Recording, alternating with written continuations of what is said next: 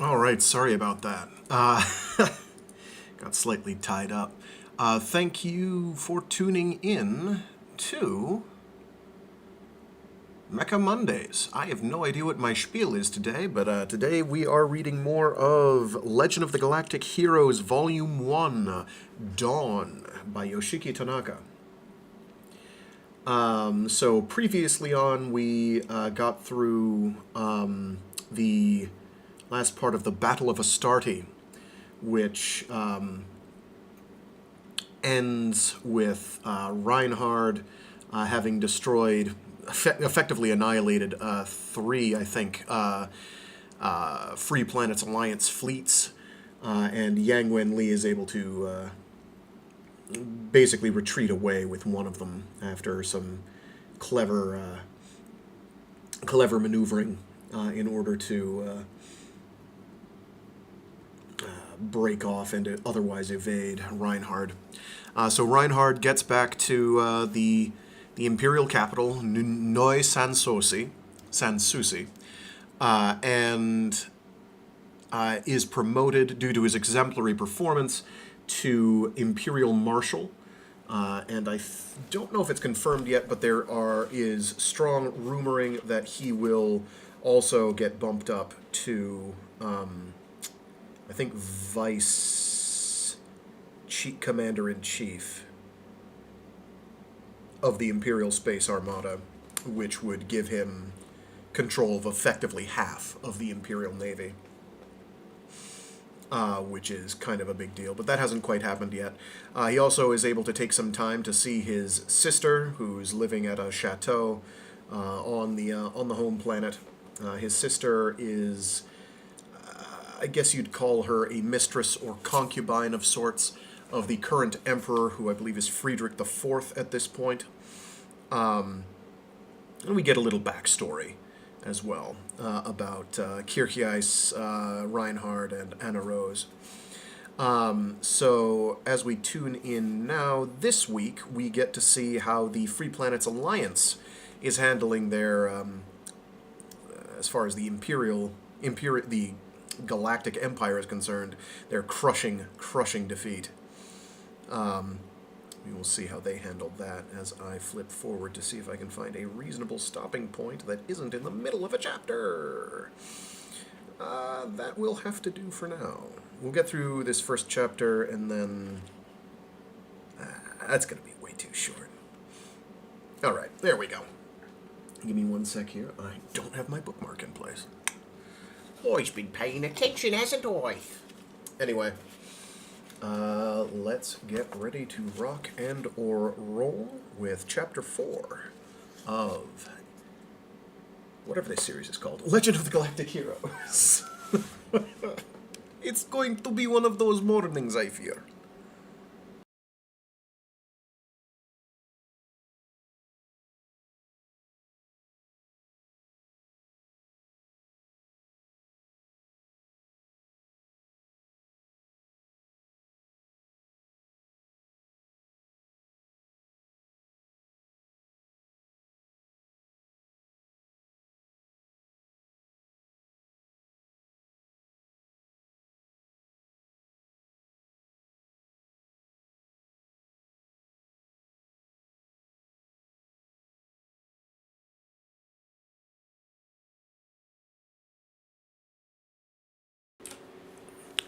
Chapter 4, The Birth of the 13th Fleet. Part 1. Stretching from 55 floors above ground level to 80 floors beneath it, located in the deciduous climatic zone of the northern hemisphere of planet Heinessen, was the Free Planets Alliance Joint Operational Headquarters building. Positioned in orderly fashion all around it were buildings for Science and Technology Headquarters, Rear Service Headquarters, the Space Defense Command and Control Center, the Military Academy, and the Capital Defense Command Center. These buildings formed a zone that was the hub of military affairs, about 100 kilometers away from the heart of the capital city of Heinessenpolis. Try getting that one jumped on you. Within the first paragraph, okay? It's not Heinesenopolis. It is Heinesenpolis. Heinesenpolis.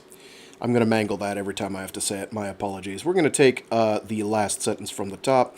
These buildings formed a zone that was the hub of military affairs, about 100 kilometers away from the heart of the capital city of Heinesenpolis. Heinesenpolis? Whatever. In an assembly hall that occupied space on 4 of the Joint Operational Headquarters building's underground floors, a memorial service for those who had died in the Battle of Astarte was about to begin. Astarte. It was a beautiful afternoon with clear blue skies, 2 days after the Alliance force dispatched to the Astarte system had returned as an exhausted remnant, having lost 60% of its force strength. The lane heading toward the hall was packed with crowds of attendees. The families of those lost were present, as were the related governmental and military personnel. Among them was also the figure of Yang Wen-li. As he made appropriate responses to the people who came to speak to him, Yang looked up at the vast spread of blue sky. Although he could not see them, countless military satellites soundlessly flew overhead in space, above the many layers of atmosphere. Among them were the 12 interceptor satellites that together formed Artemis's Necklace, that giant engine of murder and destruction controlled by the Space Defense Command and Control Center, of which Alliance military leaders were given to boast, "As long as we have this, planet Heinesen is impregnable."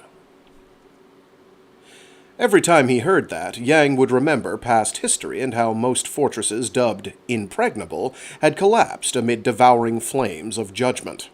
Did they really believe that being strong militarily was something to brag about? Yang lightly slapped both cheeks with his hands. It felt like he wasn't completely awake. He'd slept for 16 hours straight, but stayed awake for 60 hours before that. He wasn't eating right either. His stomach wasn't feeling all that well, so all he had consumed was some vegetable soup that Julian had warmed up for him. He had collapsed into bed as soon as he had returned to the official housing, then left to come here not even an hour after waking, and now that he thought about it, he could not remember having had any decent conversation with the young boy whose guardian he had become. Oh well, guess this makes me a failure as a parent. As he was thus thinking, someone tapped him on the shoulder. When he turned around, Rear Admiral Alex Kazelle, as I have learned it is pronounced, Kazelle. It's spelled Caselnes, so I thought it was Kazelnes, and it is not. I have had to look up some of the names, because there is the spelling and pronunciation are at odds with some of them. Some of them are obvious, or are gleanable with some knowledge of other languages, but then you have whatever Kazeln is supposed to be. I don't actually know. Anyway, he's here. Right. As he was thus thinking, someone tapped him on the shoulder. When he turned around, Rear Admiral Alex Kazeln, his upperclassman from the academy, was standing there, smiling. "Looks like the hero of Astarte hasn't completely woken up yet." "Who's the hero?" "The person standing in front of me. You probably haven't had time to see the news yet, but that's what the whole field of journalism is writing about you." Me? I'm a defeated general. "That's right," said Kazeln. "The Alliance Navy was defeated, which is why we need a hero. Though if we'd won big, it wouldn't go so far as need, you know? That's because when we lose, we have to avert the public's eyes from the big picture. It was probably the same thing with El Facile." The ironic tone was characteristic of Kazeln. A man of 35, of middling height, with a healthy-looking stoutness, he worked as a top aide and second-in-command to Marshal Sidney Sitole, the director of Alliance Military Joint Operational Headquarters. With more experience at desk work than frontline service, he was a man of great ability when it came to things like organizing projects and dealing with bureaucracy. There was little doubt that the director's chair at Rear Service HQ lay in his future. "Is it really okay for you to come over here, though?" asked Yang. What with the top aide really meaning errand boy, I figured you'd be busy, but...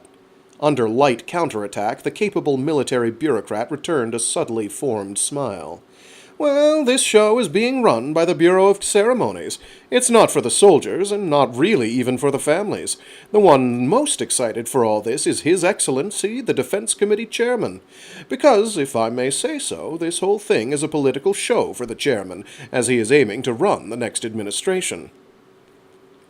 The face of Defense Committee Chairman Job Trunicht rose up in both of their recollections. A tall, handsome, youthful politician of 41. An energetic, argumentative hardliner against the Empire. Half of those who knew him praised him as an eloquent orator. The other half loathed him for a sophist. The Alliance's current head of state was Supreme Council Chairman Royal Sunford, an elderly politician who had risen out of political strife to play the role of moderator. He was in all things devoted to respect for precedent. Since he was somewhat lacking in vigor, the spotlight was beginning to shine on Trunicht as the leader of the next generation. But having to listen to that man's tasteless rabble-rousing at length is worse than pulling an all-nighter, Gazelle said disgustedly. Although he was in the military, he was in the minority opinion on this. A publicity hound Trunicht may have been, but he spoke passionately of providing ample facilities for the military and of crushing the Empire, and among those whose affection he garnered, many were uniformed soldiers. Yang, too, was one of the minority.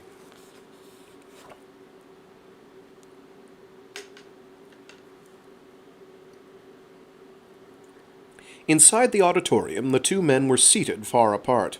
Kazeln was behind Director Sitole in the seats reserved for honored guests, while Yang was front and center, right beneath the podium.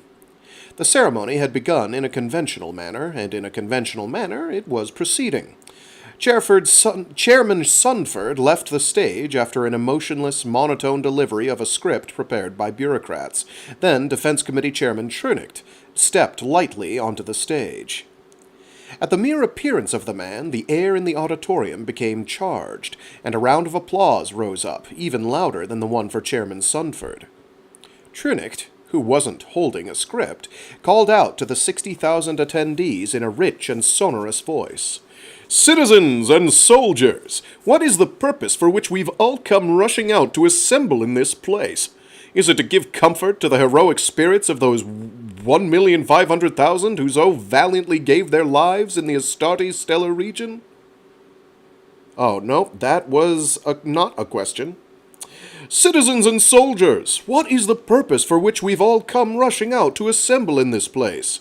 It is to give comfort to the heroic spirits of those 1.5 million who so valiantly gave their lives in the Astarte stellar region. For it was to protect the freedom and the peace of their country that they offered up their precious lives." He was only this far into the speech, and Yang was already wishing he could plug his ears.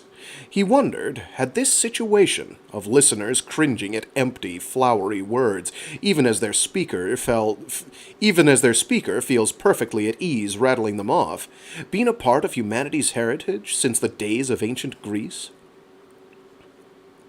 "I just said, their precious lives. And truly, life is something that must always be respected. But, friends, they died to show those of us left behind that there exist things more precious still than the life of the individual. What are these? They are country and freedom. Their deaths were beautiful precisely because they set aside themselves and gave their lives for the sake of a great and noble cause. They were good husbands. They were good fathers, good sons, and good boyfriends. They had a right to lead long, fulfilling lives. Yet, casting that right aside, they departed for the field of battle and there laid down their lives. Citizens, if I may be so bold to ask, why did 1,500,000 soldiers die?" "'Cause the leader's operational command sucked," Yang muttered, his voice a little loud for a private commentary. Shocked expressions appeared on the faces of a few of the people around him, and a young black-haired officer shot a glance his way. Yang's eyes met that glance head-on, and its owner, flustered, quickly looked back toward the podium. And from where he was looking, the Defense Committee Chair's speech was still dragging on. Trunicht's face was flushed red, a gleam of self-intoxication in his eyes.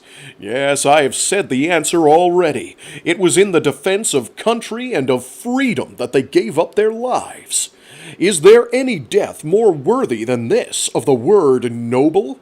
Is there anything else that speaks to us so eloquently of what a petty thing it is to live for oneself only, and die for oneself only? You must all remember that the country is what makes the individual possible. That is the thing that exceeds even life in importance. Bear that truth in mind.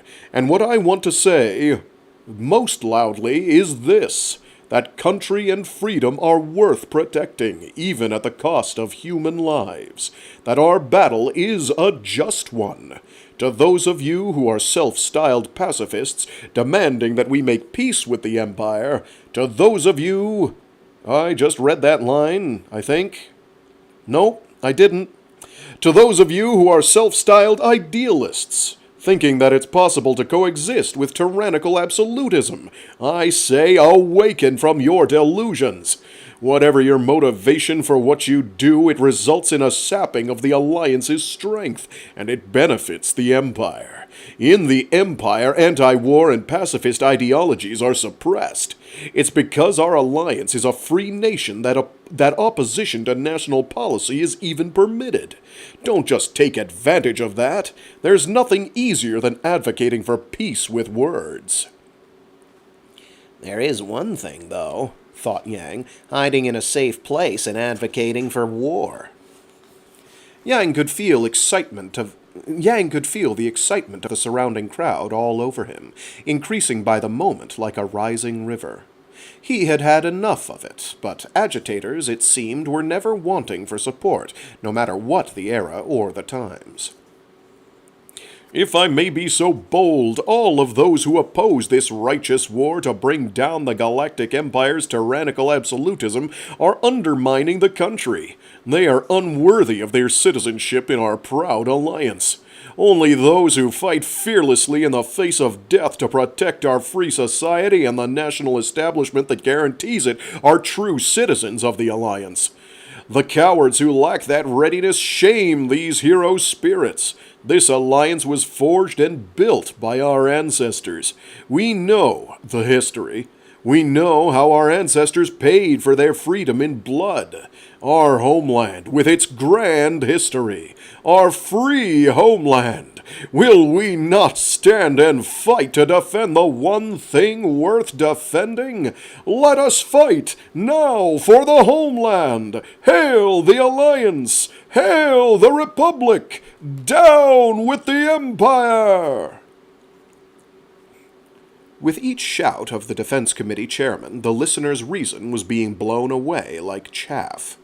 Churning waves of exuberance lifted the bodies of 60,000 people as they rose from their seats to join Trunicht in his hails, their mouths opened so wide he could probably see all the way back to their molars. Hail the Alliance! Hail the Republic! Down with the Empire! A forest of arms beyond counting sent berets dancing high up into the air. There was a capriccio of applause and cheers. Actually, it might be a soft C. Capriccio. There was a capriccio of applause and cheers. Sometimes my classical Latin training gets in the way. Hard C. Always a hard C. In the midst of it, Yang remained silent, resolutely staying seated. His black eyes were fixed coldly on the warrior at the podium. Both of Trunicht's arms were raised high in response to the excitement of the full auditorium, and then his gaze fell down to the front row of spectators. For an instant, the gleam in his eye became hard, showing disgust, and the corners of his mouth drew tight. He had recognized that one young officer in his field of view who was still sitting. If Yang had been seated in the back, he probably wouldn't have been noticed, but he was in the front row, a shameless rebel sitting right beneath the nose of sublime patriotism incarnate. A jowly middle-aged officer shouted at Yang. "Officer, why aren't you standing?" He was wearing Commodore's insignia, same as Yang. Shifting his gaze, Yang quietly answered, "This is a free country. I ought to be free not to stand up when I don't want to. I ought to be free to not stand up when I don't want to. I'm just exercising that freedom." "Well then, why don't you want to stand up?" "Exercising my freedom not to answer." Yang knew that was a smart-aleck response, even for him. Cazeln would probably have laughed and said, "That was rather awkward, even as a show of resistance." Yang, however, had no enthusiasm for behaving like a grown-up here. He didn't want to stand up, he didn't want to clap his hands, and he didn't want to shout, "Hail the Alliance!" either. If not being moved by Trunicht's speech was enough to merit criticism of his patriotism, what response could there be except, "Whatever you say"? The adults were never the ones to cry out that the Emperor had no clothes. It was always a child. "What are you trying to—" Just as the middle-aged Commodore was starting to yell at him again, Trunicht, at the podium, lowered his arms. He gestured lightly toward the crowd, both hands open, and as he did so, the level of excitement dropped off, and a quiet stillness began to smother all the noise. The people lowered their heads. Even the middle-aged Commodore who had been glaring at Yang took his seat, his thick, meaty cheeks trembling in discontent. "Ladies and gentlemen," the defense... Ladies and gentlemen... The Defense Committee chair opened his mouth again at the podium. Between his shouting and his long-winded speech, his mouth had dried out, leaving his melodious voice hoarse. After coughing once, he began to speak again.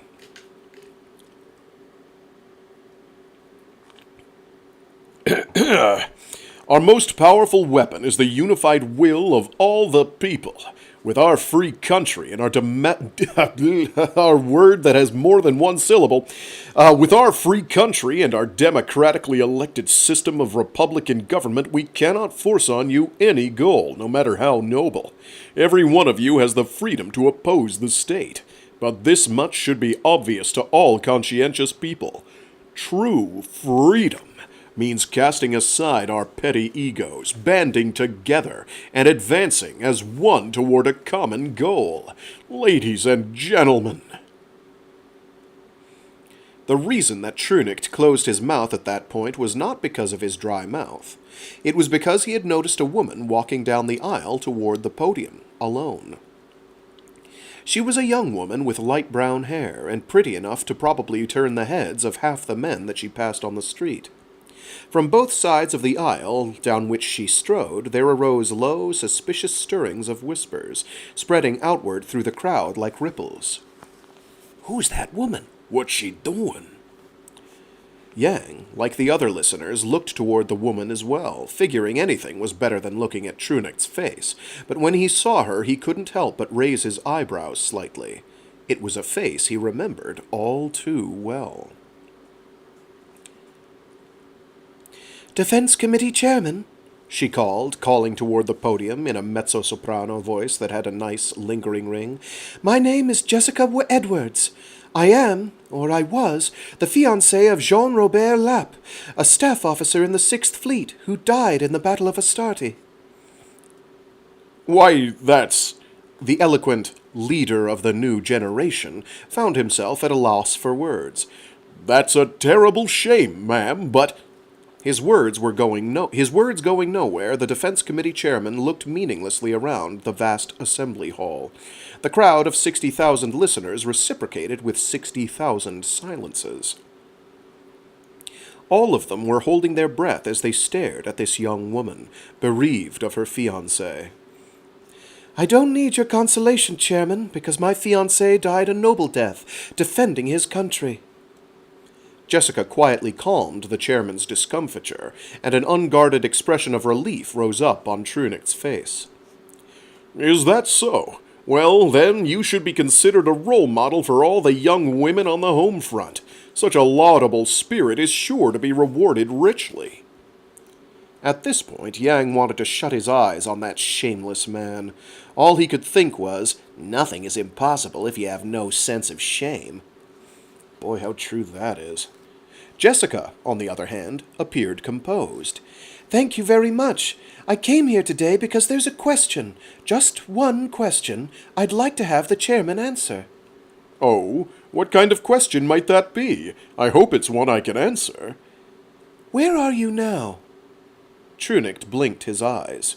So did most of the onlookers, unable to grasp the question's intent. What did you say? My fiancé went to the battlefield to protect his country, and now he isn't anywhere at all in this world. Chairman, where are you now? You, with your praise of death, where are you? Young lady? The Defense Committee chairman appeared to be flinching from everyone's gaze. Where is your family? Jessica continued relentlessly. I offered up my fiancé as a sacrifice. You, who preach the need for sacrifice to the people, where is your family? I don't deny a single word you've said here today, but are you living it yourself? Security! Trunicht called out, looking toward the right and then the left. This young lady is very upset. Escort her to another room. Conductor, my speech is over. National anthem. Play the national anthem. Someone took hold of Jessica's arm. She was about to try to shake it off when she saw the man's face and gave it up. Let's go, Yang Wenli said quietly. I don't think this is a place you need to be. Stirring music, abounding in a sense of exaltation, was beginning to fill the assembly hall. It was Freedom's Flag, Freedom's People, the national anthem of the Free Planets Alliance. And if I had been doing my job properly, I would have memorized the tune. I haven't. So, my bad. We're gonna fake it. My friends, someday the oppressor will overthrow, and on liberated worlds we'll raise freedom's flag. Now we fight for a shining future. Today we fight for a fruitful tomorrow. Friends, let us sing the soul of freedom praise. Friends, let us sing the soul of freedom show. The crowd began to sing along with the music. Unlike the chaotic cries of just moments ago, this was a unified and rich melody. From beyond the darkness of tyranny, with our own hands let's bring freedom's dawn. Backs turned on the podium, Yang and Jessica walked up the aisle toward the exit. Attendees glanced at the two of them as they passed, then immediately turned their gazes back toward the podium and continued singing. When the door that had opened silently before them had closed on their backs, they heard the final line of the national anthem. Oh, we are freedom's people, through eternity unconquered.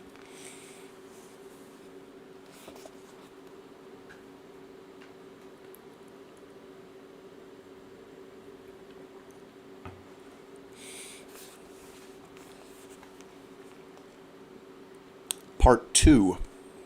The last gleam of the setting sun faded, and all the land was covered in the cool air of a relaxing evening. The silvery blue light of gorgeous swarms of stars was beginning to shine. At this time of year, a constellation said to resemble a spiral belt of silk was particularly vivid. The spaceport in Heinesenpolis was filled with hustle and bustle. In its vast lobby, people of all sorts were crowded together. Those who had completed their journeys, those about to depart on them. Those who had come to see someone off, those who had come to pick someone up. Regular citizens wearing conventional suits, soldiers in black berets, technicians and in their combination suits. Security officers standing still at strategic points and looking irate at the heavy crowds, overworked spaceport employees walking quickly, children running wild with excitement. Robot cars threaded their way like mice through gaps in the interposing walls of humans carrying baggage.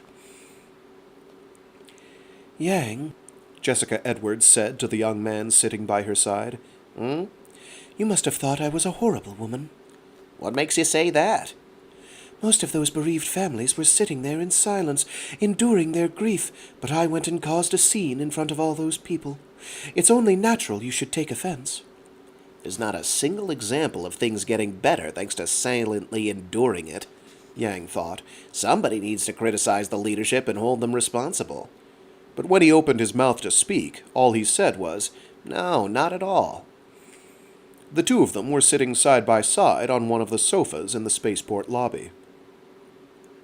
Jessica had said she was heading back to Heinesen's neighboring world of Terneuzen. Yes, Terneuzen. Jessica had said she was heading back to Heinesen's neighboring world of Terneuzen on a liner leaving in about an hour. There she worked as an elementary school music teacher. If Lieutenant Commander Jean-Robert Lapp had survived, she had planned to quit that job upon her marriage. You've really come a long way, haven't you, Yang? Said Jessica, staring as a family of 3 passed by in front of her. Yang didn't answer. I heard all about what you did at Astarte, and your achievements before that. Jean-Robert was always impressed. You're the pride of his graduating class, he'd say. Jean-Robert Lapp was a good man. Jessica made a wise decision in choosing him, Yang thought, with just a touch of forlornness. Jessica Edwards, daughter of the Officers' Academy purser who had been attending music school, now a music instructor who had lost her fiancé. Aside from you, the whole Admiralty should be ashamed. Due to their incompetence, over 1 million people are dead from a single battle. Morally, too, they should be ashamed. That's not quite right, Yang thought. Acts of barbarism such as truce-breaking and the slaughtering of non-combatants aside, there was no fundamentally high or low ground morally between a great general and a stupid one. When a foolish general got 1 million allies killed, a great general killed 1 million enemies. That was the only difference, and if viewed from the standpoint of absolute pacifism, the kind that said, I will not kill even if it means being killed myself, there was no difference between the two. Both were mass murderers. What the stupid general had to be ashamed of was his lack of ability. The issue was utterly divorced from the concept of morality. This, however, was something Jessica was unlikely to understand even if Yang explained it, nor did Yang think it was something for which understanding should be sought. The spaceport's boarding announcements pulled Jessica up from the sofa. The departure of the liner she was on was growing near. Goodbye, Yang, and thank you for seeing me off. Take care. Go as far as you can in the service, all right? And as far as Jean-Robert could have gone, too. Yang watched intently as Jessica disappeared into the boarding gate. Go far, eh? Wonder if she realizes that's the same as telling me, go kill even more people. Probably. No, definitely not. That would also be the same as telling me to do the Empire's women that would also be the same as telling me to do to the Empire's women the same thing that was done to her. And when that happens, who will the Empire's women take out their sadness and anger on? Excuse me, but might you be Commodore Yang Wen Li? Said a voice. Yang slowly turned around to find an elderly, refined-looking lady with a boy of 5 or 6 in tow. That's right. Yes, I thought so. This man is the hero of Astarte. Say hello to him. Shyly, the boy hid behind the old lady's back. I'm Mrs. Meyer. Both my husband and my son was this boy's father, were soldiers and died honorably in battle with the Empire. I was very moved to hear of your exploits on the news, and to be able to meet you in a place like this is more than I could have hoped for. Yang had no idea what to say. I wonder what in the world kind of look is on my face right now, he thought. This child also says he wants to be a soldier, that he's going to beat the Empire and avenge his daddy. Commodore Yang, I know it's an impudent thing to ask, but I wonder if you might let him shake the hand of a hero. I think that shaking hands with you would be an encouragement for him in the future. Yang couldn't look at the old lady straight on. Perhaps taking his lack of an answer for assent, the old woman tried to push her grandson to stand before the young admiral.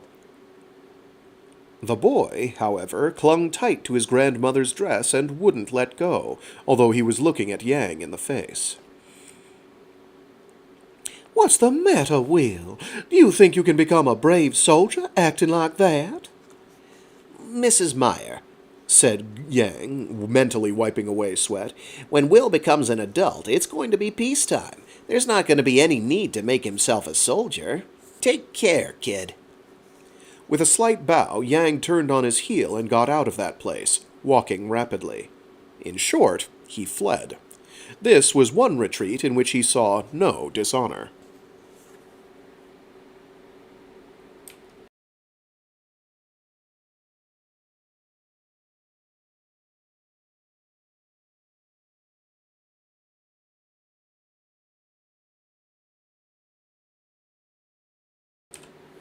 Part 3. When Yang got back to his officer's house on Block 24, Silver Bridge Street, his watch was showing 2000 Heinesen Standard Time.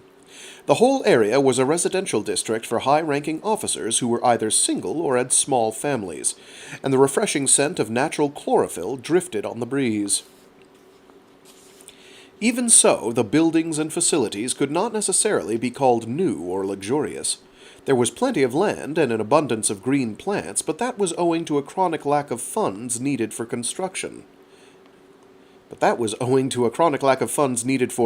construction, additions, and renovation. After getting off the low-speed sidewalk, Yang crossed a poorly kept common lawn. Creaking with complaints of overwork, the front gate, equipped with ID scanners, welcomed in the master of Officers' Residence B6. It's about time to have this thing replaced, even if I have to pay for it out of my own pocket, Yang thought. Even if I negotiated with accounting, it wouldn't get me anywhere. Welcome back, Commander. Welcome back, Commodore. Young Julian Mintz came out to the porch to meet him. I was wondering if you might not be coming back. Good thing you did, though. I've made that Irish stew you like. Makes it worth coming home on an empty stomach. And why'd you think I wasn't coming back? Rear Admiral Cazellin contacted me, the boy answered, taking Yang's uniform beret. That rascal ducked out in the middle of the ceremony hand in hand with a beautiful woman, he was saying. Yang grimaced as he stepped into the foyer. Why, that son of a... Julian Mintz was 14 years old and was Yang's ward. He was of average height for his age, with flaxen hair, dark brown eyes, and delicate features. Cazellin and others at times referred to him as Yang's page. 2 years prior, Julian had come to live under Yang's protection in accordance with the law for special regulations concerning children of soldiers. They really don't go halfway on making sure these things have long, obnoxious names. Commonly, this was called Travers' Law, after the name of the statesman who had proposed it, because the actual name was disgustingly long and boring. Law for Special Regulations Concerning Children of Soldiers. Listen, if your law and its title... If the title of the law is long enough to tell you exactly what the law does... Honestly, that's not so bad. Never mind. The Free Planets Alliance had been in a state of war with the Galactic Empire for a century and a half.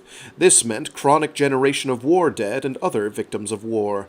Travers' Law had been conceived as one stone to kill the two birds of assisting war orphans with no next of kin, and of procuring human resources. Orphans were raised in the homes of soldiers. A set sum of money for child-rearing expenses was lent to their guardians by the government, and the orphans attended regular schools until 15 years of age. Then it was up to them to choose their future course. However, if they volunteered for the military and became child soldiers, or enrolled in the Officers' Academy or some technical or other school with military affiliation, repayment of the child support fees would be waived. For the military, even women were an indispensable human resource in the rear service, vital in supply, accounting, transport, communications, space traffic control, intelligence processing, and facilities management. In short, you can think of it like the apprentice system that's been around since the Middle Ages. More vicious, maybe, since it uses money to try and restrict people's futures. Kazeln, who at the time was assigned to Rear Service Headquarters, had explained it to Yang like that, with a healthy dose of sarcasm. In any case, people can't live without being fed. That's a fact, right?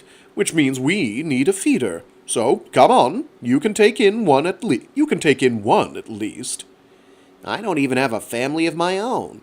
Exactly, which means you're not fulfilling your societal obligation to support a wife and child. Look, the government even pays child support. It'd be a shame if we can't even get you to take on this much. Right, you swinging bachelor, you. Understood, but only one. If you like, you can have two. One is plenty. Really? Well, in that case, I'll have to find you one who eats enough for two. 4 days after that exchange had passed between them, the boy named Julian had appeared standing in the foyer of Yang's home. That very day, Julian had secured for himself his station in the Yang household.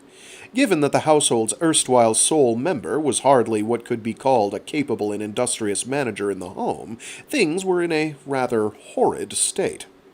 Although Yang did own a handheld domcom, he always neglected to input the data needed to control his various household appliances. Not only had it ended up a useless piece of junk, all his home tech had acquired a layer of dust as well. For his own sake, too, apparently, Julian had made up his mind to get the home's physical environment into shape. 2 days after becoming a resident of the Yang home, its young master had left on a short business trip. When he returned a week later, he found his home under occupation by a federated force of neatness and efficiency. I've arranged the data on your domcom into 6 categories, the 12-year-old commander of this occupying force had reported to the head of the house, who had stood there frozen with a stunned look on his face. Let's see, 1 is home management, 2 is appliance control, 3 is security, 4 is data collection, 5 is home study, and 6 is entertainment. Household accounting and daily menu selection are under 1. Air conditioning, cleaning devices, and the washing machine are under 2. The burglar alarm and fire extinguisher are under 3, and news, weather, and shopping information are under 4.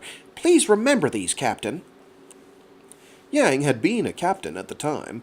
Wordlessly, he had sat down on the sofa in what doubled as his living room and dining room, wondering what he was going to say to this innocently smiling little invader. I went ahead and cleaned that too, and the bed sheets are also washed. I think I've managed to get things ship-shape indoors, but if there's anything you're not happy with, please tell me. Is there anything I can do for you? Can you get me a cup of tea? Yang had asked this because he was thinking, I'll wet my whistle with my favorite tea, and then I'll start with the griping. But the boy had hurried off to the kitchen and come back carrying a tea set that was now so clean it looked practically brand new. Then, before his very eyes, Julian had brewed Shillong-grown tea with a startling dexterity. Yang had taken 1 sip of the tea set out before him, and then he had decided to surrender to the young boy. That's how good the aroma and flavor were. Julian said that his late father had been a lieutenant in the Space Armada. Being even more of a tea ceremony aficionado than Yang, he had taught his son all about tea varieties and brewing. 6 months after Yang had accepted Julian-style housekeeping, Gazelle, who had come over for a game of 3D chess, had looked around the room and thus opined, "This is the first time in recorded history that your place is clean, isn't it? I guess it's true what they say, that a child is as mature as his parents are incompetent." Yang had made no argument. Another 2 years had gone by. Julian had grown more than 10 centimeters taller and was starting to look just a little bit like a grown-up. His grades were apparently fine. Apparently, because his guardian had always said that as long as he wasn't failing, he didn't need to report every little thing, and also because his ward would from time to time come home with awards, medals, and the like. In Cazelle's words, he was a student who had surpassed his teacher. Today at school they asked me what I'd be doing from the next year on. It was unusual for Julian to say something like that while Yang was eating. Yang's spoon stopped moving in the midst of scooping up some stew, and he glanced at the boy. Graduation's in June of next year, isn't it? There's a system where you can gain credits and graduate 6 months early. There is? Said his irresponsible guardian, impressed. So, you plan on becoming a soldier? Yes, I'm a soldier's child after all. There isn't any law saying a child has to continue in his parents' career. Actually, my dad was a trader. If there's some other kind of work you want to do, you should do it. What? No, it's just awkwardly edited.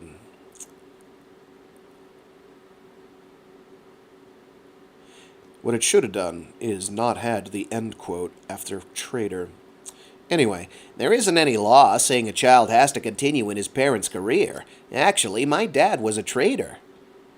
If there's some other kind of work you want to do, you should do it, Yang told him. He remembered the ingenuous face of Will, the boy he had met in the spaceport. But if I don't enter the military, you'll have to pay back all that child support. So I'll pay it back. You'll what? Don't sell your legal guardian short here. I've got enough saved to cover that. Now, first of all, there's no need for you to be graduating early. How about having a little fun instead? The young boy's smooth cheeks flushed with embarrassment. The young boy's smooth cheeks flushed with embarrassment. I couldn't possibly leave you with such a burden. Don't talk back to me, kid. The thing about children is this. Sponging off adults is how they grow. Thank you very much, but still. But what? You want to be a soldier that badly? Julian looked at Yang's face suspiciously. Somehow you sound like you don't like soldiers. I don't. Yang's clear, concise reply bewildered the young man. But if that's true, why did you become one? Very simple. I had no talent for anything else. Yang finished his stew and wiped his mouth with his napkin. Julian cleared the table and used the dom-com to turn on the dishwasher in the kitchen. Then he brought in the tea set and began brewing reddish tea from shillong leaves. Anyway, think it over a little before you decide. There's nothing at all to be in a hurry over. Yes, sir, I'll do that. But, Commodore, they were saying on the news that Count von Lohengramm joined the military when he was 15. That's true, apparently. They showed his face, and he was incredibly handsome. Did you know that? Yang had seen the face of Count Reinhard von Lohengramm any number of times. Not directly, but in holograms and such. He had even heard rumors that the man was more popular than any officer in the Alliance Armed Forces among the female officers at Rear Service HQ. It seemed likely enough. Yang had never seen a young man with as handsome a face either. But even I can't be all that bad-looking. Isn't that right, Julian? Would you like milk with your tea, or would you prefer brandy? Brandy. That was when the security system's lamp began to flash and make a nervous sound. Julian flipped on the monitor. Many human forms were displayed on its infrared-enhanced screen. All of them wore white hoods over their heads, with only their eyes exposed. Julian? Yes, sir? Is there some kind of fad these days where clowns like that make home welfare visits en masse? They're the patriotic night of... golly gee willikers. They're the Patriotic Night Corps. I don't know any circus by that name. It's an extremist group of nationalists. They do all kinds of things to harass people who say or do things against the country or the war. They're pretty well known lately, but this makes no sense. Why would they come barging in here? You've even been praised by them. There's no reason they should criticize you, is there? How many are there? Asked Yang casually. Julian read out a number in the corner of the screen. 42 have come onto the premises. 43, and now 44. Commodore Yang! A loud voice blaring from a megaphone caused a wall of reinforced glass to vibrate slightly. Yeah, I heard you, Yang mumbled, though there was no way he could have been heard outside. We are the Patriotic Night Corps, a band of people who truly love their country. We condemn you. You have displayed actions both disruptive to the unity of the military's aims and harmful to its fighting spirit. Perhaps your military accomplishments have made you arrogant. I'm sure you know what we're talking about. Yang could nearly feel the gaze of a surprised Julian landing on his cheek.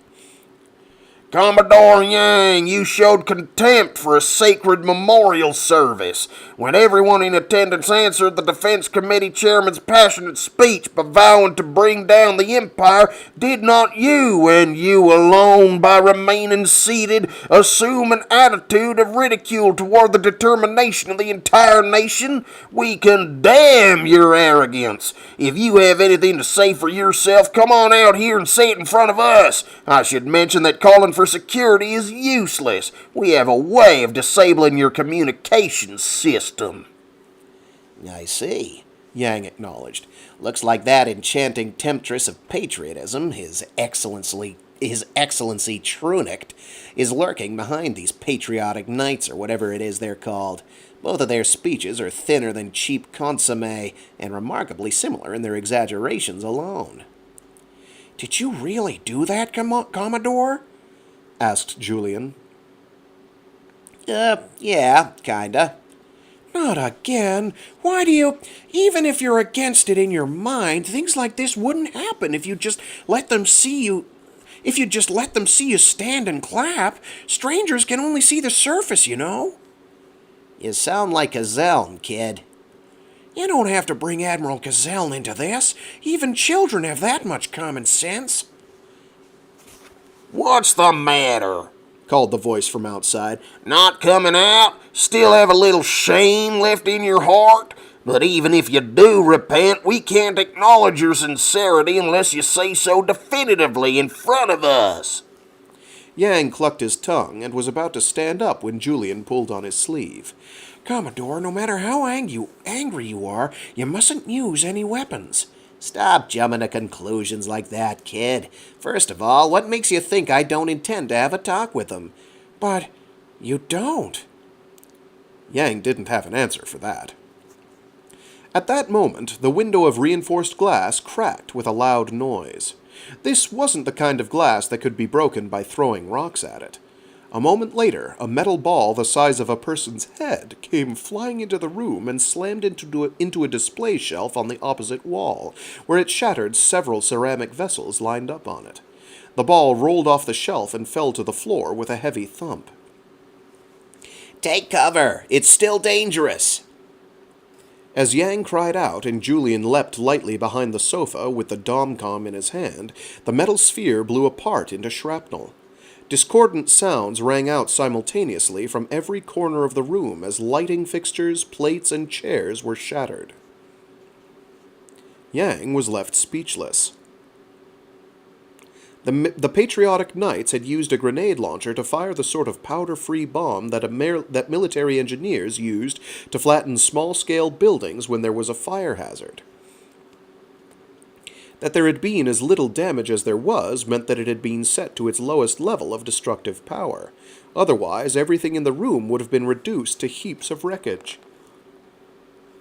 All that aside, what were civilians doing with that kind of military-grade equipment? An idea occurred to Yang, and he snapped his fingers, though it didn't make a very good sound. Julian, which one is the switch for the sprinkler system? It's 2A4. Are you fighting back? I need to teach them a thing or two about manners. Catch! How about it? How about it? Ready to talk to us now? If you don't answer, we'll send another. The increasingly forceful voice from outside suddenly turned into a shriek. The sprinklers, with their water pressure set to maximum, struck the white-masked men with thick lashes of water. Soaking wet, as though caught in an unexpected downpour, they ran to and fro through the curtains of water in all directions.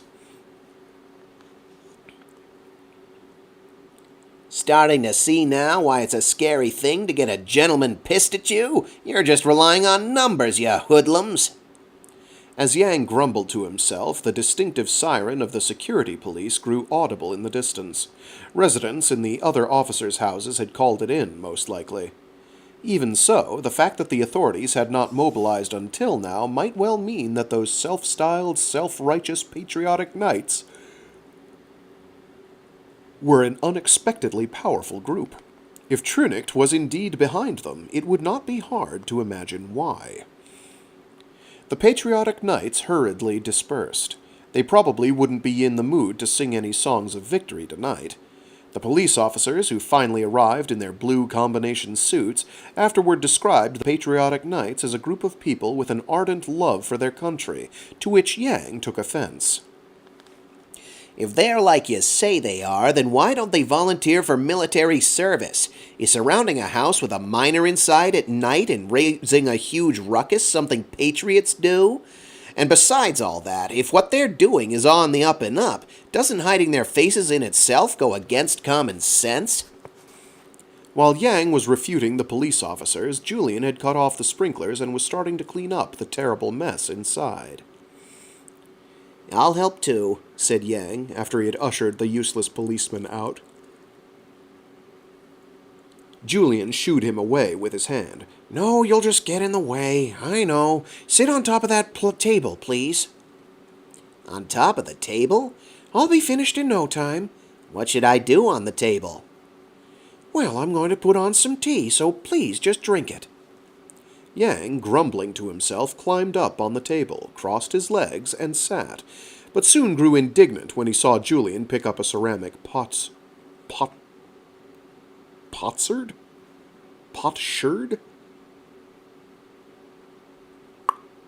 I don't actually know.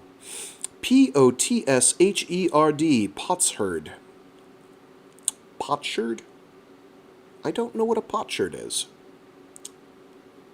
That's interesting. That's real Wanli porcelain. The only piece in my dad's things that was real. Maybe it's pot shard, and it was just goofily translated. It's gotta be pot shard. Anyway.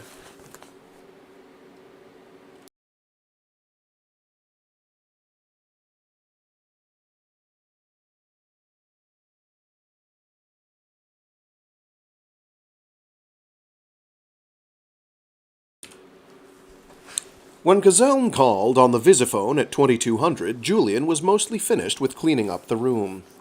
"Hey there, kid, can you put that guardian of yours on for me?" "He's over there." Julian pointed to the table where the head of the Yang household was sitting cross-legged, sipping his tea. Cazeln stared at this scene for about 5 seconds, then slowly asked, "Sitting on tabletops was a custom in your house, wasn't it?" "Only on certain days of the week," Yang answered from the top of the table, making Cazeln grimace. "Well, whatever. Pressing matters come up. I'd like you to come over to Joint Operational Headquarters right away. A land car's been sent to pick you up. It should be there any minute." "Right now?" "The order comes straight from Director Sitole." I'm not sure if the T at the end is silent or not. I'll have to double-check the Japanese phonetics on that at some point. When Yang returned his teacup to its saucer, the clink was just a little louder than usual. Julian was frozen to the spot for a moment, but then he came to himself and hurried off to fetch Yang's uniform. "What's the director want with me?" "All I know is that it's urgent. I'll see you soon at headquarters." Cazeln ended the call. Yang crossed his arms and sank into thought for a short while. When he turned around, Julian was standing there holding Yang's dress uniform in both hands. While he was changing, the official car from HQ arrived. Yang couldn't help thinking that this was a busy night in several respects. As he was about to leave the foyer,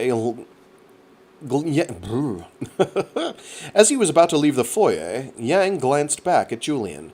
"I'm probably going to be pretty late. Don't wait up." "Yes, sir, Commodore," replied Julian, though Yang somehow got the feeling that the boy wasn't going to do as he was told. "Julian, what happened tonight is probably going to be something we'd laugh about eventually, but in the short term, maybe not. Little by little, it looks like we're heading into some pretty bad times. Yang himself didn't consciously understand why he had said such a thing so suddenly. Julian looked straight back at the young admiral. Commodore, I say a lot of things that may be uncalled for, but please don't worry about things like that. I want you to walk the path you think is right. I believe, more than anyone else, that you're right.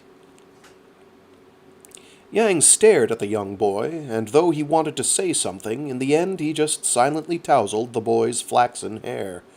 Then he turned his back and set off walking toward the land car. Julian didn't move from the porch until the vehicle's tail lamps had melted into the womb of night.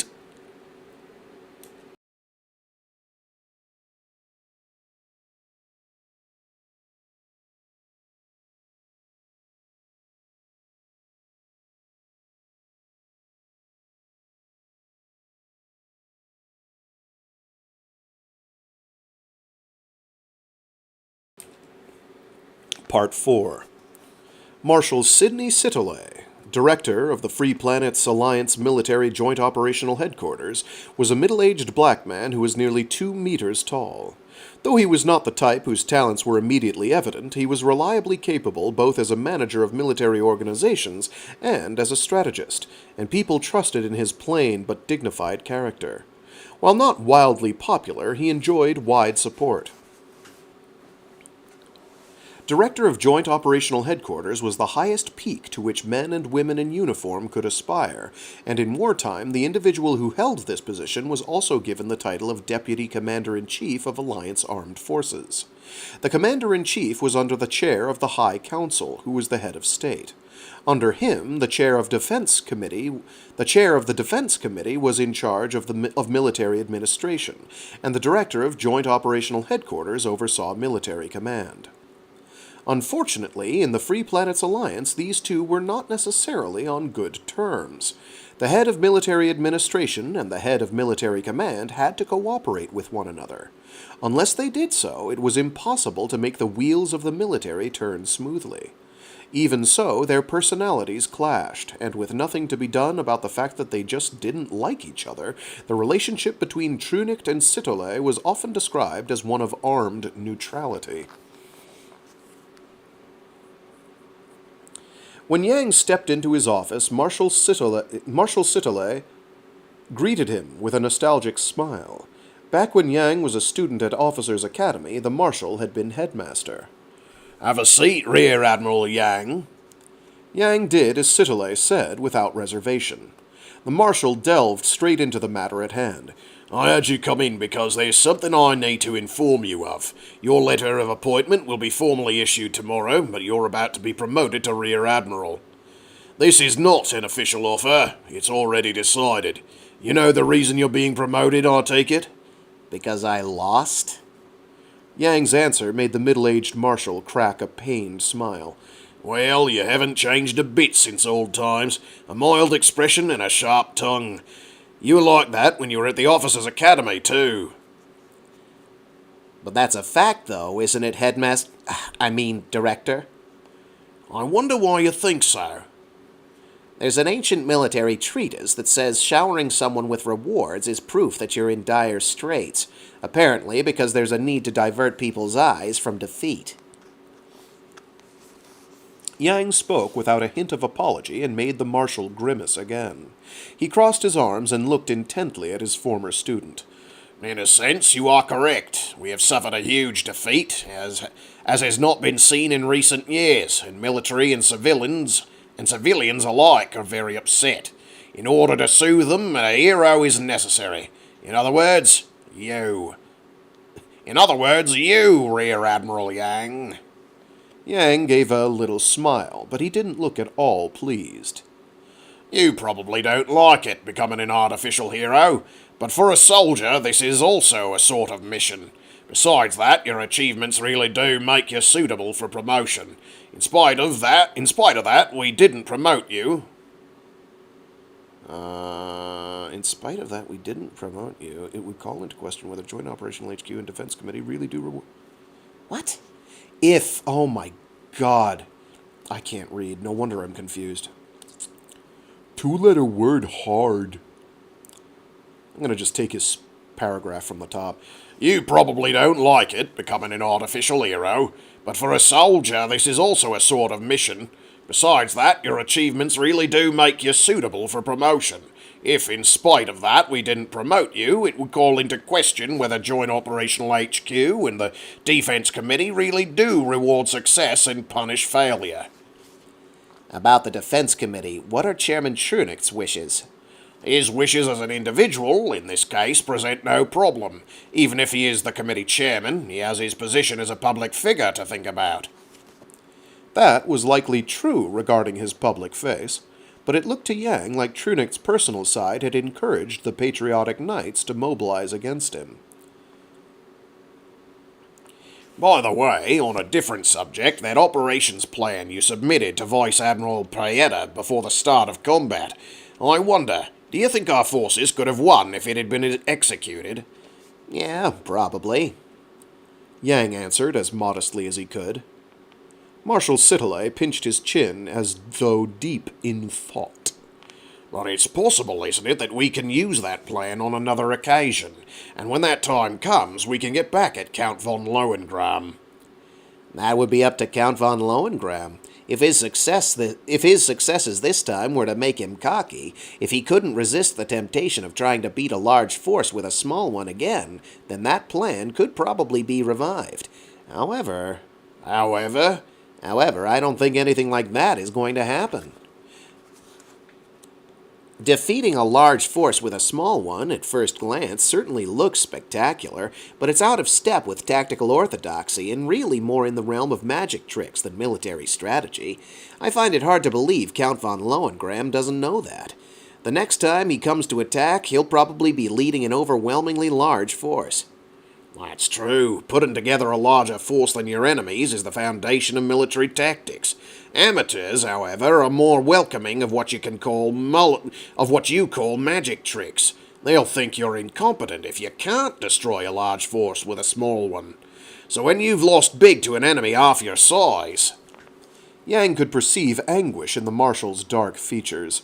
Regardless of how Yang himself might be perceived, it was only natural that the government and the citizenry were taking a dim view of the military as a whole right now. Rear Admiral Yang, if you think about it, our forces made no mistake in terms of the tactical fundamentals. We sent double the enemy's force strength up to the battlefield. Why did we lose so disastrously? I can't read. Why did we lose so disastrously in spite of that? Because we screwed up with the application of that force strength. Yang's answer was simple and to the point. In spite of preparing superior numbers, we failed to make the most of that advantage. We probably felt secure in the size of the force. And? Excluding the age of so-called push-button warfare and that period of freakish development in radar electronics, there have always been two fixed principles for the use of troops on the battlefield. Concentrate your force and move it quickly. Both of these. To sum it up in one sentence, never create an unnecessary force. Count von Lohengramm practiced that to perfection. On the other hand, look at our forces. Yang continued. While the 4th Fleet was being crushed by the enemy, the other two were wasting time sticking to the initial plan. Reconnaissance of the enemy's movements and the analysis of that intelligence were also insufficient. All 3 fleets had to fight the enemy alone and without reinforcement. That's what happens when you forget the principles of force concentration and rapid mobilization. Yang shut his mouth. For him to become so talkative was, lately, a rarity. Was it because he was feeling a little bit jittery? I see. And I see your powers of discernment. The Marshal nodded repeatedly. However, there's one other thing, and this one is not decided. It's an offer. Some organizational changes are going to be made in parts of the military. New forces will be added to the remnants of the 4th and 6th Fleets to create the 13th Fleet. And you are to be appointed as its 1st Fleet commander. Yang cocked his head to one side. Don't appointments to fleet commander come with vice admiralships? The new fleet is about half the size of a normal one, around 6,400 vessels and 700,000 personnel. And the first mission of the 13th Fleet is the capture of Iserlohn Fortress. Iserlohn. I can't do that word and do the gritty Australian accent at the same time. Sorry, he's gonna mangle it. The director's tone of voice was utterly casual. I don't know how to make him sound utterly casual, so we're going to give that one whirl and see if we can do it. The new fleet is about half the size of a normal one, around 6,400 vessels and 700,000 personnel, and the first mission of the 13th Fleet is the capture of Iserlohn Fortress. The director's tone of voice was utterly casual. After a moment, Yang slowly opened his mouth to confirm what he'd just heard. With half a fleet, you're telling me to go take Iserlohn? That's right. Do you believe that's possible? I believe that if you can't do it, it's impossible for anyone else. I believe in you. You can do it. The old traditional clinchers, thought Yang. There was no telling how many people had had their egos tickled by that sweet whisper and ended up ruining their lives attempting the impossible. The ones who did the sweet talking were never held responsible either. Yang remained silent. You're not feeling confident, I take it. When the director said that, Yang was all the more unable to answer. If he were lacking in confidence, he would have said so right away. But Yang had both confidence and a hope of success. If he'd been in command of the assaults on Iserlohn, the Alliance armed forces would surely not have borne the dishonor of being beaten back 6 times in the past, and of losing so many men. The reason that he couldn't answer, in spite of that, was that he didn't like being played by Marshal Sitole. If you were to achieve the outstanding feat of leading the new fleet and capturing Iserlohn Fortress, Director Sitole said, looking intently, almost suggestively, at Yang's face, then regardless of what he may think of you personally, even Defense Committee Chairman Trunicht would have no choice but to acknowledge your ability to get things done. Which meant that Director Sitole's position would be strengthened with respect to the chairman. What was going on was evidently more within the realm of political than military strategy. He was a crafty fox, the director. I'll do what I can. I'll do what little I can, Yang replied after quite a long pause. Really? You'll do it? Director Sitole nodded, looking satisfied. Well then, give orders to Cazelle to hurry up and get the new fleet organized and equipped. If there are supplies that you need, requisition them from him, whatever they are. I'll help you out as much as I possibly can. When do we leave for the battlefield, I wonder, thought Yang. The director must have another 70 days or so left in his term, and being that he's aiming for reappointment, that means the operation to take Iserlohn will have to be completed before then. If we assume 30 days needed for the operation itself, then it looks like we'll be leaving Heinessen in 40 days at the latest.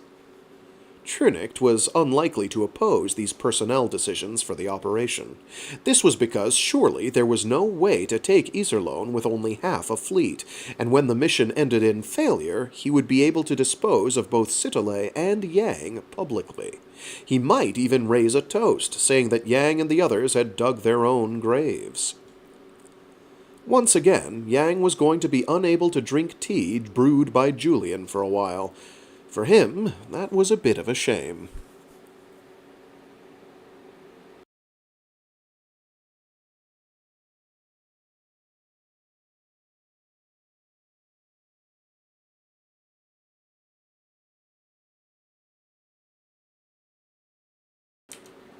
Oh, thank you for tuning in, Optical Antenna. Yes, indeed. Warfare magic tricks. This time, in this case, in the sense of an actual, like, stage magician, where it's illusion, misdirection, that sort of thing. Which tracks. That makes sense. Oh, man, it reminds me of this one RTS from, I guess it would be like 10 years ago now, called Ruse, which was kind of a... it was a World War II real-time strategy game with an emphasis on using, like, fake armies to disguise your real army and military intent. It had a lot of options for like, oh, we made a bunch of like paper billboard tanks. And they're over here on this hill waiting to start shelling, this little, base or whatever, but actually you're attacking from another direction. It was very cute. I doubt you can get it anymore because I think that might have been an Activision title, so God knows it's probably gone. I'd have to look.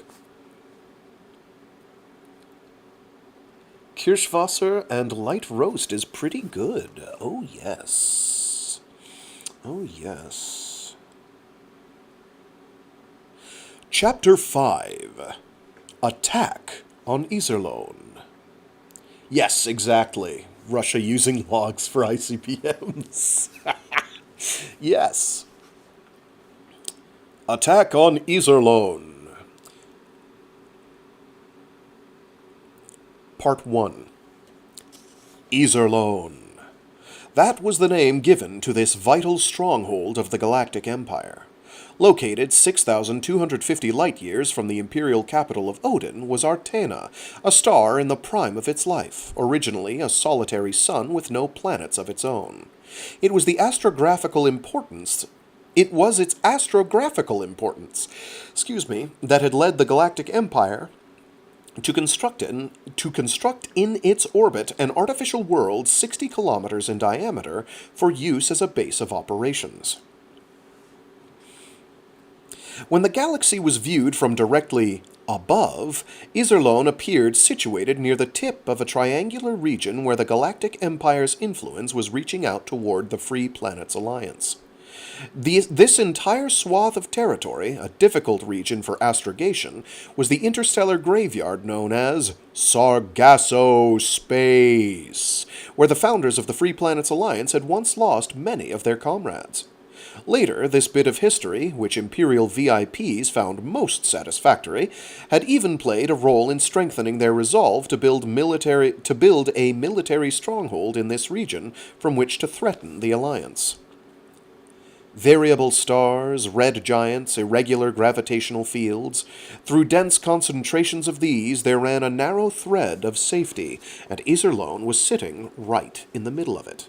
To travel from the Alliance to the Empire without passing through this area meant using a route that went through the Fezzen Land Dominion, and the use of that route for military operations was problematic, to be sure.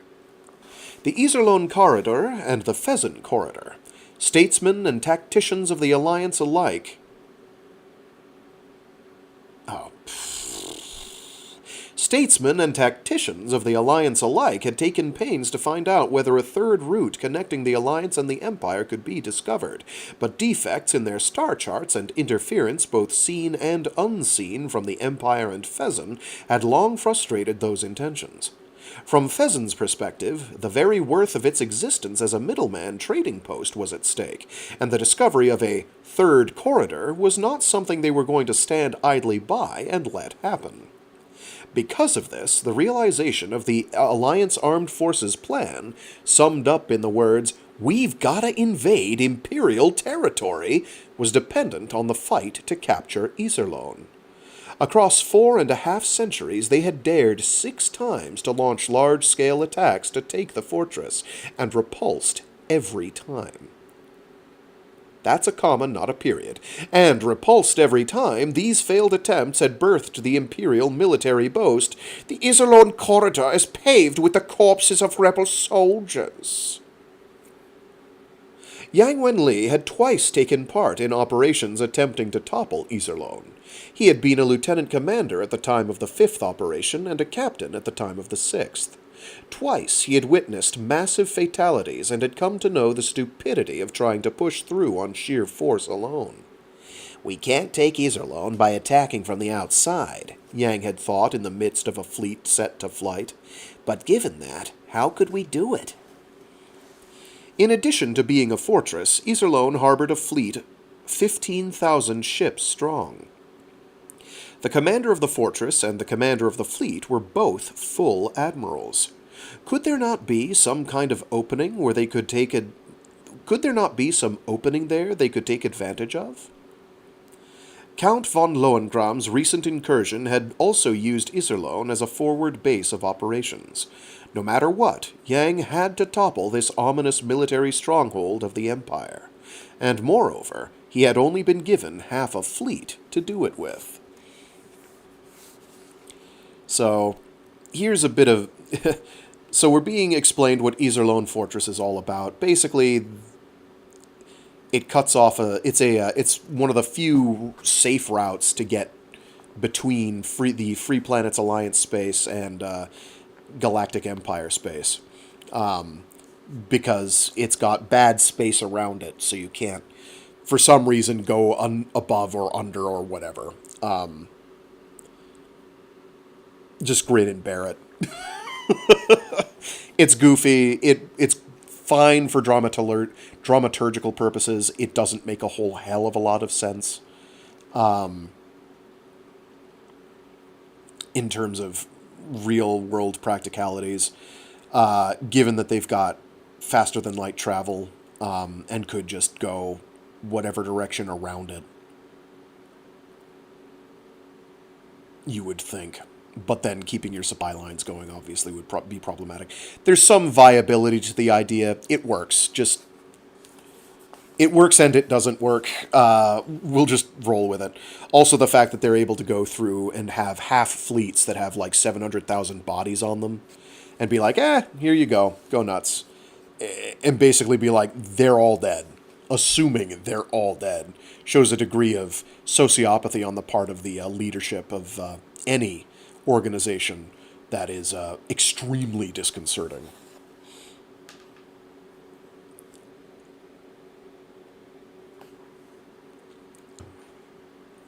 Frankly, I didn't think you'd accept this mission, Rear Admiral Kazeln said as he thumbed through a troop organizational document. They were in his office at Joint Operational Headquarters. The chairman and the director are both counting on this for their own respective reasons. Surely you can see through the both of them. Sitting in front of him, Yang just smiled and didn't answer. Kazeln slammed his papers down on the table loudly and looked with deep interest at his underclassmen from Officers' Academy. Our forces have tried 6 times to take Iserlohn, and 6 times we've failed. And you're telling me you're going to do it with only half a fleet? Well, I thought I'd give it a try. The eyes of Yang's former upperclassmen narrowed ever so slightly at this answer. So you do think there's a chance. What are you going to do? That's a secret. Even from me? Getting to act all high and mighty about it is what makes you appreciate this kind of thing, Yang said. You got that right. Let me know if there's any supplies I can ready for you. I won't even ask for a bribe. In that case, 1 Imperial warship, please. You ought to have one that's been previously captured. Also, if I can get you to ready about 200 Imperial uniforms... Kazeln's narrowed eyes opened wide. What's the deadline? Within the next 3 days. I'm not going to ask you for overtime pay, but at least you're treating me to a cognac. But you're at least treating me to a cognac. I'll buy you 2. And by the way, I've got one more request. Make it 3. What is it? Kazeln asked. It's about those extremists called the Patriotic Knights. Oh yeah, I heard. That must have been awful. Since Julian was going to be at home by himself, Yang requested that arrangements be made for military police to patrol the neighborhood in his absence. He had thought about leaving the boy with some other family, but it was unlikely that Julian, the household's commanding officer whenever Yang was out, would have stood for it. Kazeln said he would see to it right away, then looked at Yang again as though he had remembered something. Oh yeah, the High Commissioner of Fezzen. Lately he's been awfully curious about you. Oh? The special entity known as Fezzen held an interest for Yang that was a little different from what it held for others. That dominion had been the creation of a great merchant of Terran birth named Leopold Rapp. R-A-A-P. Rapp. But many things about his background and source of funds were unclear. Had someone for some reason caused Rapp to create the entity known as Fezzen? Yang, having tried and failed to become a historian, thought about things like that as well. Naturally, though, he had not spoken of this to anyone else. Looks like you've caught the interest of the Black Fox of Fezzen. He may try to scout you. I wonder if pheasant tea is any good. Flavored with poison, most likely. Incidentally, how is the planning coming along? Kazaln asked. Things that go according to plan are pretty rare in the world. That said, I can't rightly not make one. So saying, Yang departed. A mountain of work was waiting for him. It wasn't just that the ships and personnel of the 13th Fleet numbered half of what was usual. Most of its officers and soldiers were surviving remnants of the 4th and 6th Fleets that had been defeated so soundly at Astarte. The rest were new recruits lacking in combat experience. An up-and-coming rear admiral their commander may be, but Yang was still just a 20-something kid, and seasoned admirals' words of surprise, shock, and derision had reached his ears.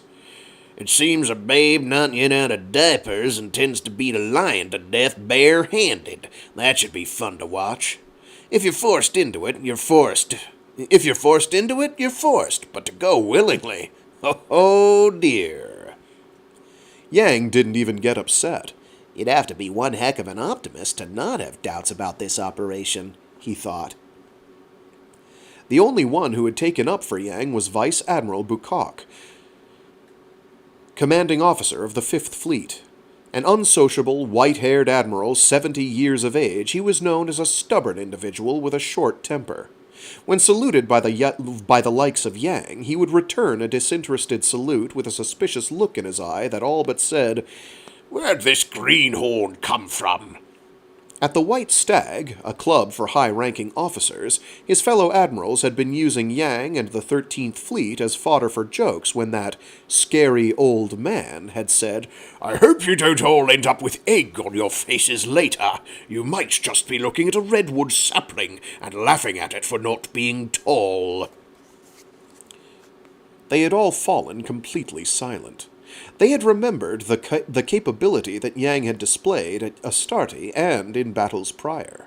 At the words of the elderly admiral, their group mentality had dissipated. The admirals had drained their glasses and gone their separate ways, an awkward feeling in the chest of each from having said something they couldn't quite patch over. Yang, to whose ears that story had found its way, had made no particular effort to thank Vice Admiral Bukak. He had known that if he did attempt such a thing, he would be laughed to scorn by the white-haired admiral. Though the Admiralty's opposition had subsided for the time being, the overall situation had not taken that much of a turn for the better. The gloomy fact solemnly remained of the hybrid half-fleet, composed of defeated survivors and green recruits, that was heading off to attack an impregnable fortress. Yang put a great deal of thought into the selection of his executive staff. For his vice commander, he chose Commodore Edwin Fisher, a skilled, seasoned officer who had fought well in the 4th Fleet. For chief staff officer, he chose Commodore Murai, a man lacking in originality but possessed of a precise and well-ordered mind. For assistant staff officer, he named Captain Fyodor Patrichev, who had a reputation as a good fighter. Yang would get common-sense advice from Murai and make use of him as an advisor for ops planning and decision-making. Patrichev he would have yelling at and encouraging the troops. And of Fisher, Yang wanted the fleet to run steadily and soundly. I think I can be satisfied with the posting so far, but it wouldn't hurt to find an aide-de-camp, Yang thought. He put in a request with Kazaln for an outstanding young officer, and a communique arrived later that said, "I've got just the person, graduated salutatorian from Officers' Academy in 794, one heck of a better student than you, presently assigned to the Data Analysis Department at Joint Operational Headquarters." The officer who appeared before Yang shortly thereafter was a beautiful young woman with hazel eyes and golden-brown hair that had a natural wave. Even a simple black and ivory white military uniform looked pretty on her. Yang took off his sunglasses and stared at her fixedly. Sub-Lieutenant Frederica Greenhill reporting. I've been assigned to work as aide-de-camp to Rear Admiral Yang. That was her That was her introduction. Gotta laugh at myself sometimes. Yang put his sunglasses back on to hide his expression, thinking there must surely be a black, pointy tail hiding in the back of Alex Cazelle's uniform slacks. The daughter of Dwight Greenhill, assistant director at Joint Operational Headquarters, Frederica had a reputation as one who possessed astonishing powers of memory. And so it was that the personnel assignments for the 13th Fleet were decided.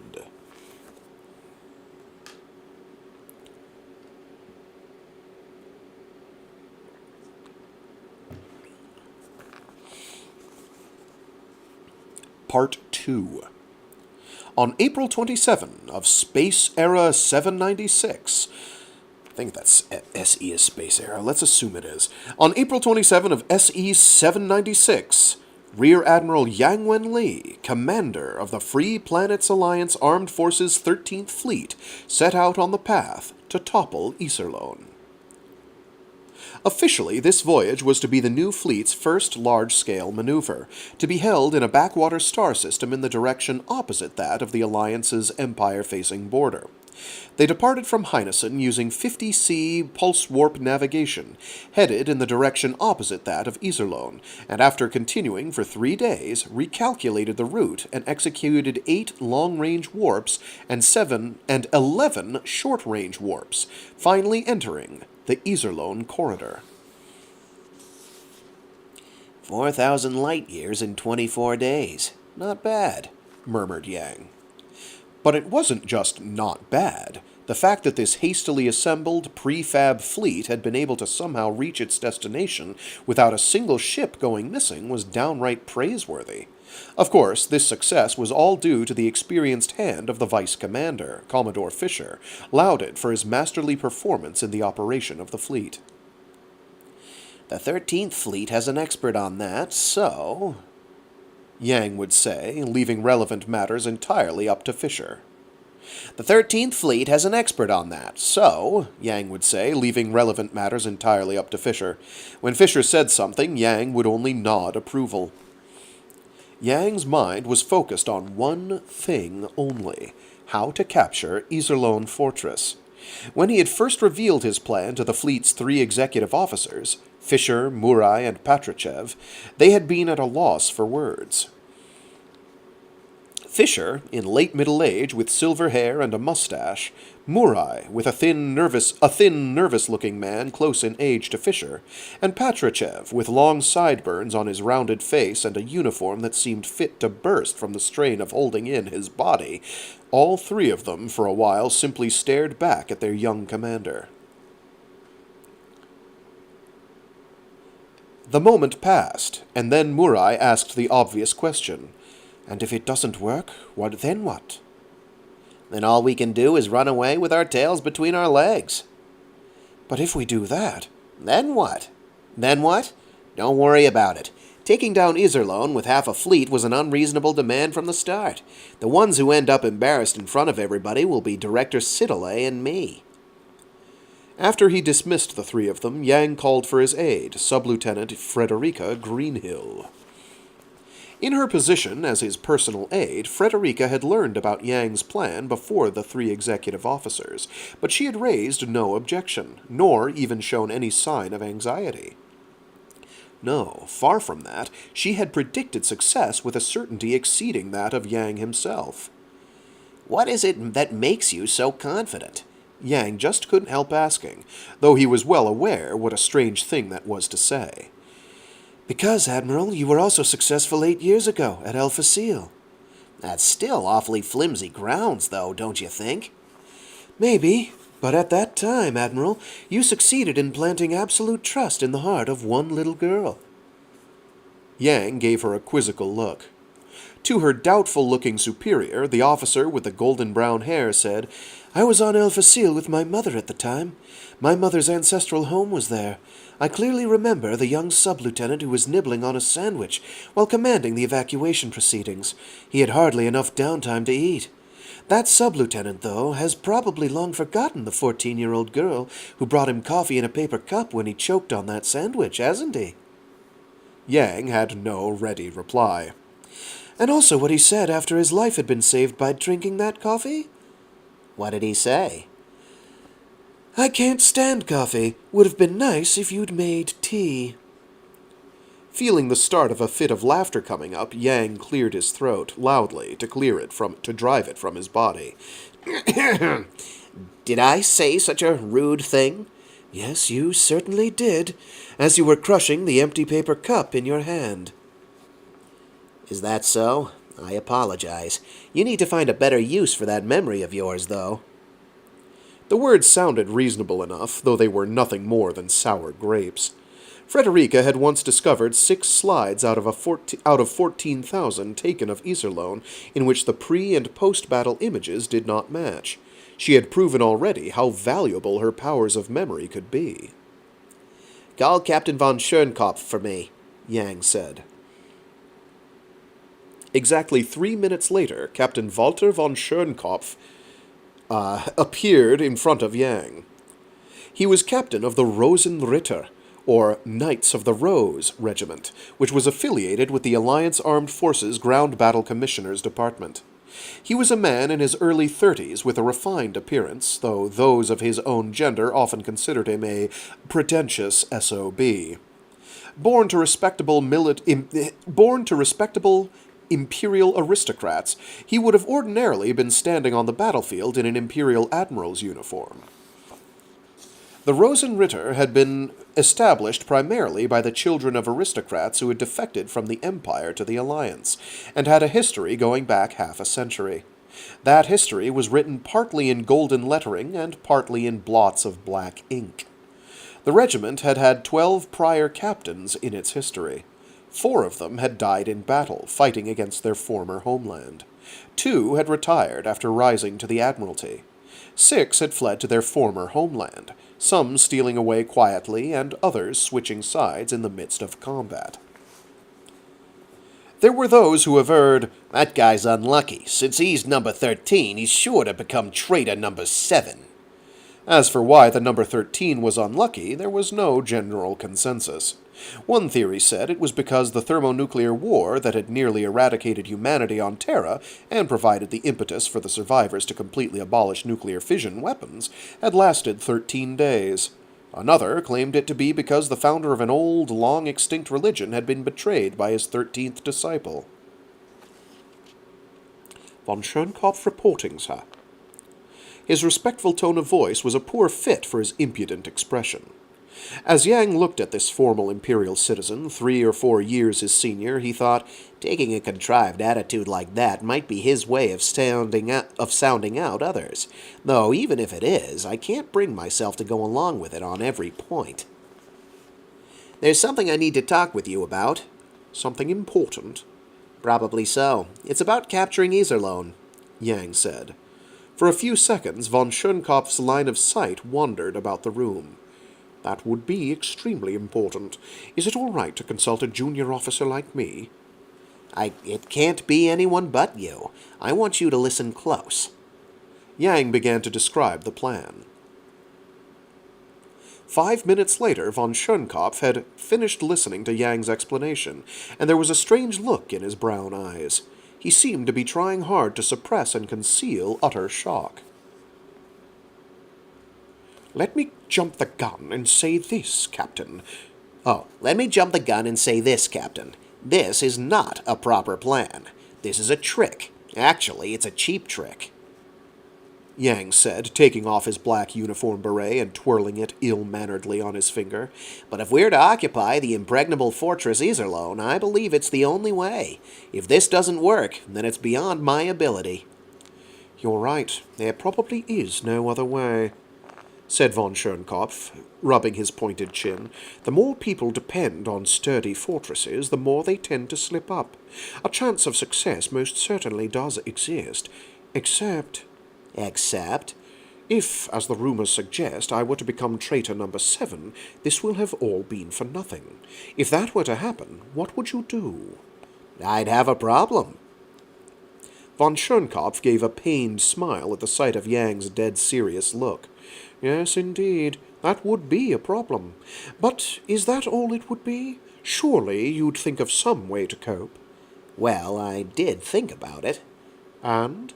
I couldn't come up with any ideas. If you betray us, I'll throw up my hands and run home right then and there. There'll be nothing else I can do. The beret slipped off Yang's finger and fell to the floor. The hand of the former Imperial citizen reached out and picked it up, and after brushing away the dust that hadn't even clung to it, handed it back to the senior officer. Sorry about that. Don't give it a second thought. So, you're saying you have absolute trust in me? To be honest, I don't have a lot of trust in myself, Yang replied flatly. But unless I trust you, the plan itself will be over before it starts. So I'm going to trust you. That's the big prerequisite. I see, von Schoenkopf said, though the look on his face said he hadn't necessarily taken Yang at his word. The commander of the Rosenritter regiment glanced toward the young senior officer again with a sort of look that was partly trying to penetrate Yang's real intentions, partly trying to figure out his own. May I ask you one question, Admiral? Go ahead. The orders you were given this time were utterly impossible. They told you to take half a fleet, with undisciplined troops equivalent to a rowdy mob, and bring down Iserlohn Fortress. Even if you'd refused, there wouldn't have been many who'd have blamed you. So the fact that you agreed to this means that you already had this plan in mind. However, I'd like to know what was going on in your head underneath all that. Lust for honor, or for advancement? The light in von Schoenkopf's eyes was sharp and ruthless. I don't think it was any lust for advancement, Yang said. His reply was indifferent, as though he were talking about someone else altogether. If I've got people calling me Excellency before I turn 30, then that's enough for me already. 'Cause first of all, if I'm still alive at the end of this mission, I intend to get out. Get out? Yeah, well, I get a pension, and there's also a retirement allowance. It should be enough for me and one other to live a comfortable, if modest, lifestyle. You're saying you'll retire under these conditions? Yang smiled at the sound of von Schoenkopf's voice. It as much as said he was struggling to understand. About those conditions. If our forces occupy Iserlohn, that will cut off what is pretty much the Empire's only route for invading us. As long as the Alliance doesn't go and do something stupid like using the fortress as a platform for its own invasion of the Empire, the two militaries won't be able to clash even if they want to, at least not on a large scale. Von Schoenkopf listened silently. At that point, it'll be up to the diplomatic skills of the Alliance government, and since we'll have gained an advantageous foothold militarily, they may be able to manage a satisfactory peace treaty with the Empire. As far as I'm concerned, I can retire with peace of mind if that happens. Though I wonder if that peace can be lasting. Lasting peace has never existed in human history, so I'm not going to hope for that. Still, there have been peaceful and prosperous stretches lasting several decades. If we have to leave some kind of heritage for the next generation, the best thing we can ultimately give them is peace. And maintaining the peace that the previous generation handed to them will be the next generation's responsibility. If each generation remembers its responsibility to future generations, a long-term peace will be maintained. If they forget, then they'll squander that inheritance, and the human race will be back to square one. And hey, that's okay too. Yang lightly placed the beret he'd been playing with back on his head. In short, all I'm realistically hoping for is the peace for the next several decades. But even so, a peace that long would be 1,000,000 times better than a wartime period 1/10 as long. There's a 14-year-old boy living in my house, and I don't want to see him dragged into the battlefield. That's how I feel. When Yang closed his mouth, silence fell. It didn't last long.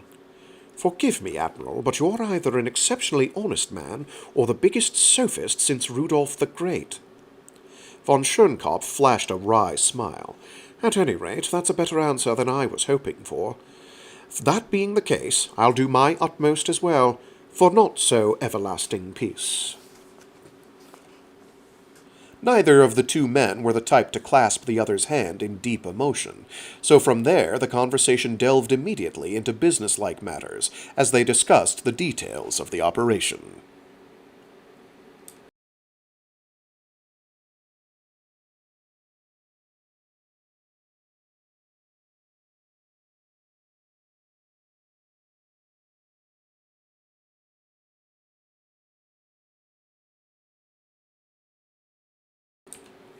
Part 3. There were 2 full admirals of the Imperial military at Iserlohn. One was the fortress commander, Admiral Thomas von Stockhausen, and the other the commander of the Iserlohn fleet, Senior Admiral Hans Dietrich von Schicht. Both were 50 years of age, and while tallness was also a trait they both shared, von Stockhausen's waistline was a size more narrow than von Schicht's. They were not on friendly terms, but this had less to do with individual responsibility than with tradition. They were 2 commanding officers of equal rank in the same workplace. It was a wonder when they didn't lock horns with each other. Emotional conflicts naturally extended even to the troops under their command. From the standpoint of the fortress's garrison, the fleet was like an obnoxious houseguest that would fight outside, then come running back when things got dangerous, looking for a safe place to hide. A prodigal son, as it were. And if you asked the fleet crewmen, they would say that the fortress garrison troops were a bunch of space moles holed up in a safe hideout, and amusing themselves by playing at war with the enemy. 2 things just barely bridged the rift between them: their pride as warriors, supporting the impregnable fortress of Iserlohn, and their enthusiasm to do battle with the rebel army. In fact, when enemy attacks came, they competed for success unyieldingly, even as they despised and cursed one another. This resulted in the achievement of enormous military successes. Whenever the military authorities proposed combining the offices of fortress and fleet commander to unify the chain of command, the idea was squelched. This was because a decrease in the number of commander-level positions presented a problem for the high-ranking officers, and also because there were no prior examples of the conflicts between the 2 leading to a fatal result. It was May 14 of the standard calendar. The 2 commanders, von Stockhausen and von Schicht, were in their conference room. Originally, this had been part of a salon for high-ranking officers, but as it was equidistant from both of their offices, it had been remodeled as a fully soundproof meeting room. This measure had been taken because neither was fond of going to the other's office, and since they were both within the same fortress, it wouldn't do to rely solely on televised communications. For the past 2 days, communications in the vicinity of the fortress had been garbled. There was no room for doubt that a rebel force was approaching. However, there had been nothing like an attack yet. The 2 commanders were meeting to discuss what to do about this state of affairs, but the conversation had not advanced in a necessarily constructive direction. You say we should launch since they're out there. You say we should launch since they're out there, Commander, but we don't know where they are, so how are you going to fight them? Thus spoke von Stockhausen, to which von Schicht countered, That's exactly why we should go out, to find out where they're hiding. If the rebels do come to attack, it's likely they'll mobilize a large force. At von Schicht's words, von Stockhausen gave a nod of complete self-assuredness. Which will end with them being beaten back again. The rebels have attacked us 6 times, and 6 times they've been repulsed. Even if they're about to come again, it only means 6 times becoming 7. This fortress is truly amazing, the fleet commander said, implying it's not because you're particularly capable. At any rate, it's a fact that the enemy's nearby. I'd like to mobilize the fleet and go find them. But if you don't know where they are, you've got no way of finding them. Wait a little longer. Just as the conversation was beginning to go in circles, there was a call from the communications room. It said that a strange transmission had been picked up. Although the jamming was fierce and the transmission faded in and out, at last it revealed the following situation. A single Bremen-class light cruiser carrying vital communiques had been dispatched to Iserlohn from the imperial capital of Odin, but had come under enemy fire inside the corridor and was presently being pursued. They were seeking rescue from Iserlohn. The two commanders looked at one another. In a growl from the back of his thick throat, I had the voices reversed this whole time? Damn it. Von Siecht said, It's unclear where in the corridor they are, but at this point we'll have no choice but to move out. Wait, I thought Von Siecht was the thin one.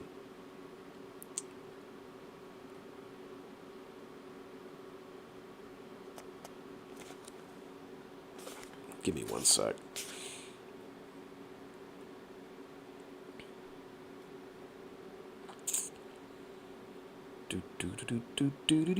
Nope. Nope. Von Siecht is the big boy. Oops. My bad.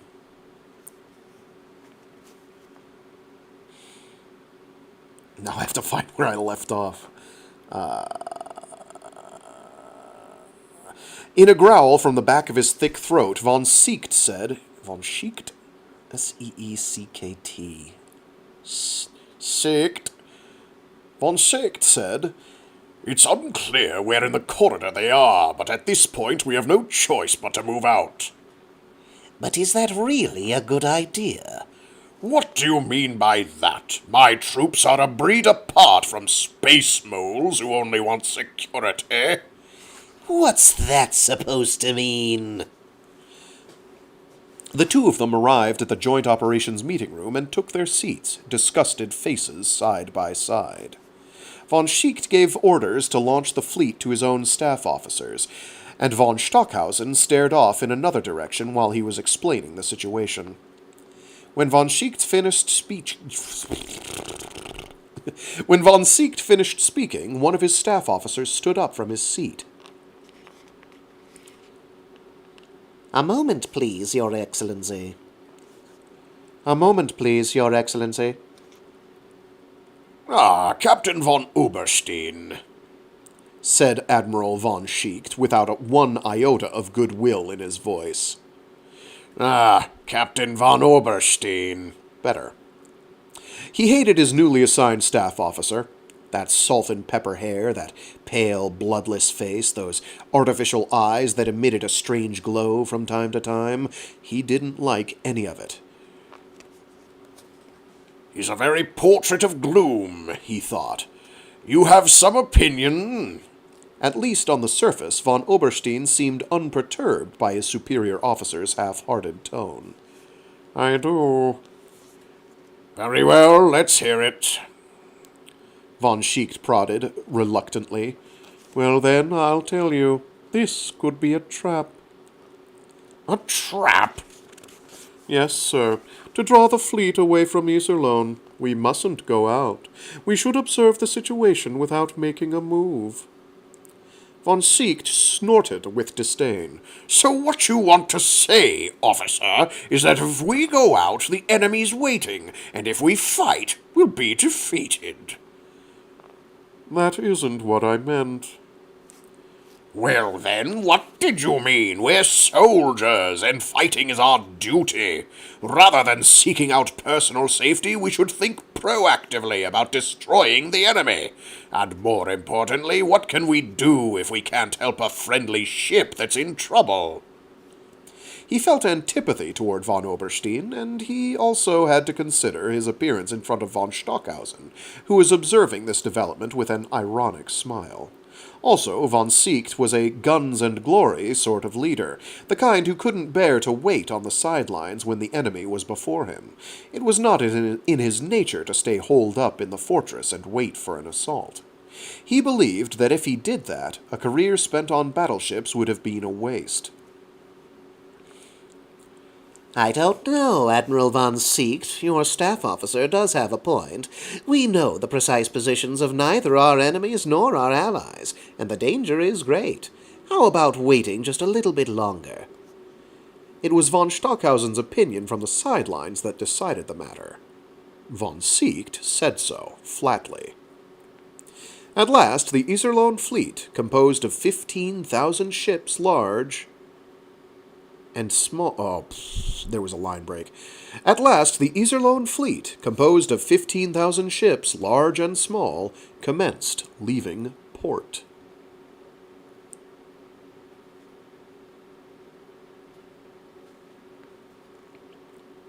Von Stockhausen watched the departures via the screen of the port traffic control monitor in the fortress command room.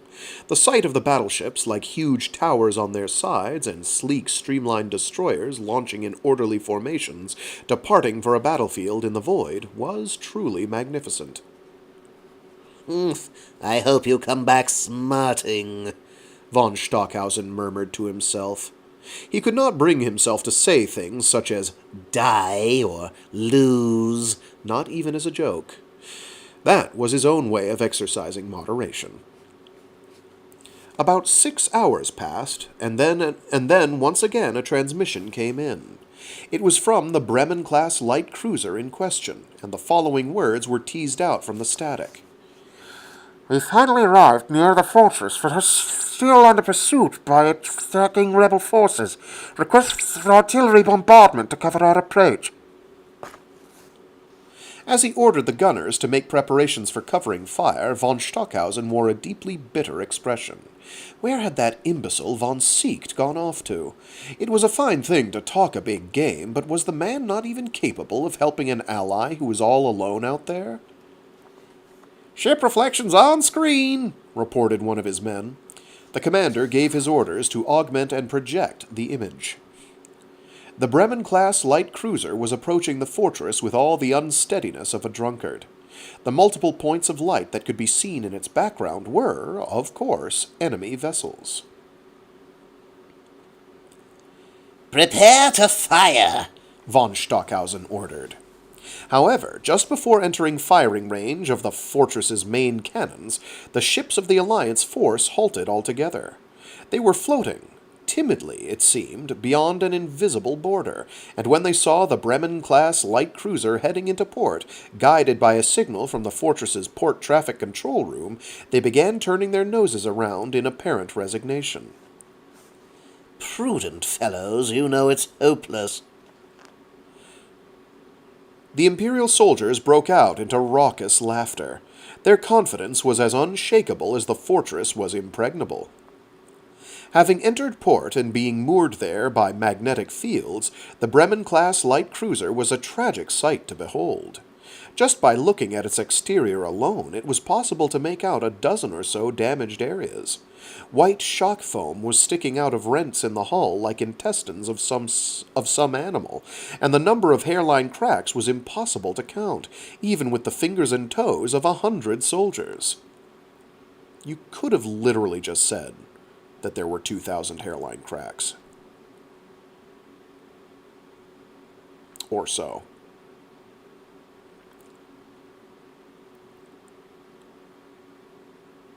Hydrogen. Hydrogen-powered cars loaded with ground crew. They're not powered cars, they are hydrogen-powered cars. There we go.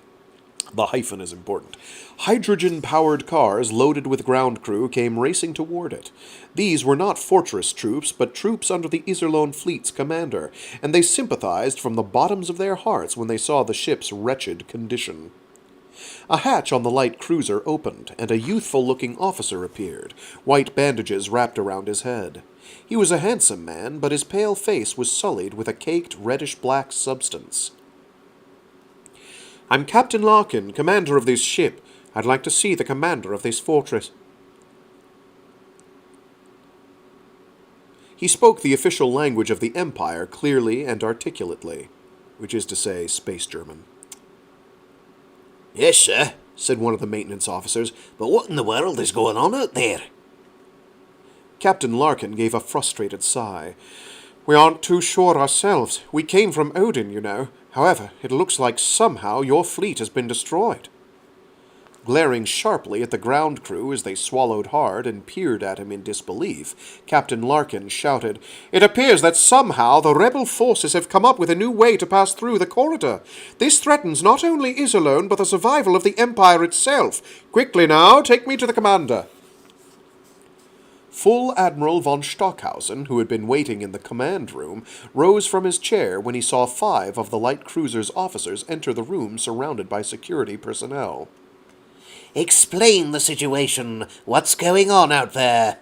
As von Stockhausen walked toward the captain with long strides, his voice was pitched higher than usual. Explain the situation. I don't know, whatever. He had been informed already, and if the rebel forces had devised a way to pass through the corridor, it meant that the very significance of Iserlohn's existence would be called into question, and it would be up to him to develop some way to counter the movements of rebel forces. Since Iserlohn was itself a fixed-point construction, it was exactly for times like these that the Iserlohn fleet was needed. And von Schicht, that wild boar, had gone charging off with it. Von Stockhausen was having trouble maintaining a calm demeanor. This is what happened. The voice of this Captain Larkin was low and weak, so von Stockhausen, feeling impatient, drew near to the man. This is what happened. Your Excellency von Stockhausen, you have become our captive. A frozen instant melted, and by the time the security guards had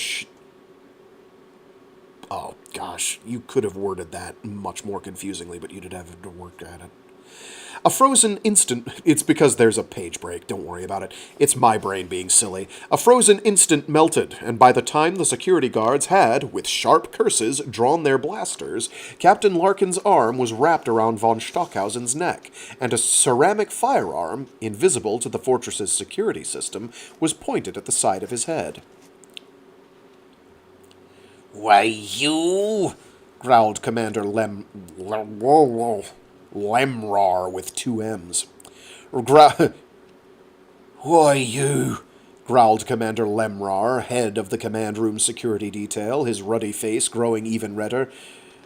You're friends with those rebels. How dare you try such an outrageous... I'm going to ask you to remember me. I'm Captain von Schoenkopf of the Rosenritter Regiment. I've got both hands full right now, so I can't wash off the makeup to greet you properly. The captain laughed as though invincible. To be honest, I didn't think things would go this well. I made sure to forge an ID card before I came, but nobody even checked it. That's a good lesson to learn, that no matter how secure the system, it all depends on the people running it. As somebody who did IT... I cannot tell you how many times I sent out emails saying, please stop answering phishing emails, using your work computer and your work account. It's really annoying. There's nothing I can do to keep you from breaking it.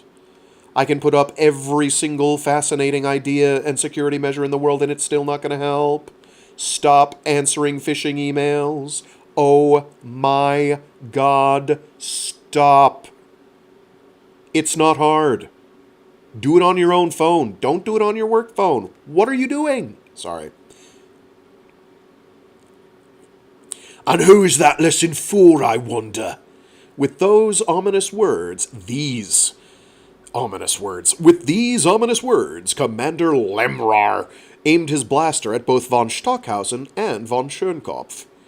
You planned on taking hostages, but don't think that you rebels are the same as Imperial soldiers. His Excellency the Commander is a man who fears dishonor more than death. There is no shield here to protect you. His Excellency the Commander seems annoyed at being so overestimated. Smiling scornfully, von Schoenkopf shot a glance toward one of the 4 men encircling him. That man produced a ceramic disc, small enough to hold in his hand, from beneath his Imperial uniform. You know what that is, right? It's a Cephal particle emitter. That's SEFFL, and it is a thing they'll explain in a second. Von Schoenkopf spoke, and it was like an electric current had run through the wide chamber. Cephal particles were named for their inventor, Carl Cephal. A researcher in applied chemistry, he had synthesized the particles for mining ores and performing civil engineering work on a planetary scale. So, to put it briefly, these particles were like a gas that would react to a set amount of heat or energy, setting off an explosion within a controllable range. Humanity, however, had always adapted industrial technologies to military use. Commander Lemrar's face looked almost completely dark. Blasters, which fired energy beams, had just become impossible to use. If anyone fired, everyone would go down. If anyone fired, everyone would go down together. The cephal particles in the air would be ignited by the beam, reducing everyone in the room to ashes in an instant. Commander! One of the security guards had raised his voice in what sounded like a shriek. Commander Lemrar, eyes brimming with a vacant light... Okay, I can't even imagine what that looks like off the top of my noggin. Commander Lemrar, eyes brimming with a vacant light, looked at Admiral von Stockhausen. Von Schoenkopf loosened his arm ever so slightly, and after taking 2 ragged breaths, the commander of Iserlohn Fortress surrendered. You win. It can't be helped. We surrender. Von Schoenkopf let out a sigh of relief in his heart. All right, everyone, you know what to do. As instructed, the captain's subordinates set about their tasks. Port traffic control programs were altered, all manner of defense systems were deactivated, and sleeping gas was released throughout the fortress by way of the air conditioning system. Technicians who had been hiding inside the Bremen-class light cruiser disembarked and executed these operations with skill and efficiency. While only a small group of people yet realized what was happening, Iserlohn was being invaded, as if by a cancer, and its functions shut down. 5 hours later, the Imperial soldiers were released from a sleep as cloudy as bean soup, and were stunned speechless to find themselves stripped of their arms and taken captive. Adding up all combat, communications, supply, medical, maintenance, traffic control, technical, and other personnel, their full number rose to 500,000. With its gargantuan factories for production of food and other necessities, Iserlohn was equipped with an environment and facility... Iserlohn was equipped with an environment and facilities capable of supporting a population, including fleet personnel, exceeding 1 million. The Empire's intention that Iserlohn must be an eternal fortress, in both name and in fact, was clear to see. However, officers and troops of the Alliance Armed Forces 13th Fleet were now in command. Iserlohn Fortress, which in the past had, like a vampire, consumed the blood of millions of Alliance Armed Forces shoulder blood? They have shoulder blood. Lots of it. I don't know why. Iserlohn Fortress, which in the past had, like a vampire, consumed the blood of millions of Alliance Armed Forces soldiers, changed hands without a single drop of new blood being shed.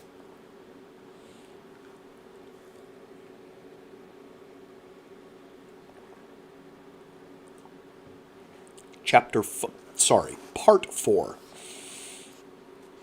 The Imperial military's Iserlohn fleet had been roaming about the corridor's obstacle and danger-filled interior, seeking the enemy. The communications officers had been hard at work trying to raise the fortress, and at last, turning pale, they called for Commander von Siecht. Having eliminated the persistent jamming waves, they had finally restored communications, but what they had received from the fortress was a transmission saying, "A mutiny has broken out among the men, requesting assistance." A mutiny inside the fortress? Von Siecht clucked his tongue. Can't that incompetent von Stockhausen even control his own men? Von Siecht's feelings of superiority were being tickled by the polite request for aid. When he thought about how this would leave his colleague indebted to him in no small measure, he felt delighted all the more. Putting out the fire at our feet has priority. All ships head back to Iserlohn immediately. "Wait just a moment," someone replied to von Siecht's order. The voice was so quiet as to cast a pall of gloom over the bridge, and yet it riveted the entire room. When von Siecht saw the officers who had come out before him, an expression welled up on his face of open hatred and opposition. That salt and pepper hair, those deathly pale cheeks. It's Captain von Oberstein again. I don't recall asking your opinion, Captain. I am aware of that. If I may, however? What do you want? This is a trap. I think it may be better not to return. Von Schicht was silent for a long moment. Without a word, the commander drew in his lower jaw and glared hatefully at an unpleasant subordinate who said unpleasant things in an unpleasant tone of voice. It appears to me that every little thing you see is a trap in your eyes. Excellency, please listen. That's enough out of you. All ships come about and head for Iserlohn at combat velocity 2. This is a great chance to put those space moles in our debt. His broad back moved away from von Oberstein. Small men who are full of anger but have no true courage are not worth talking to. He spat those words with cool contempt, and von Oberstein turned on his heel and left the bridge. No one tried to stop him. After stepping into an exclusive elevator that reacted only to the voice prints of officers, von Oberstein began to descend through the massive ship, equivalent in size to a 60-story building, heading towards its lowest level.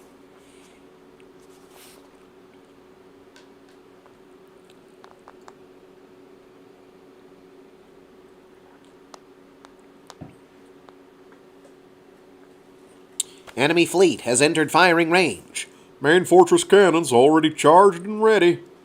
Target acquired. We can fire any time. Tense voices filled the air of Iserlohn Fortress's command room.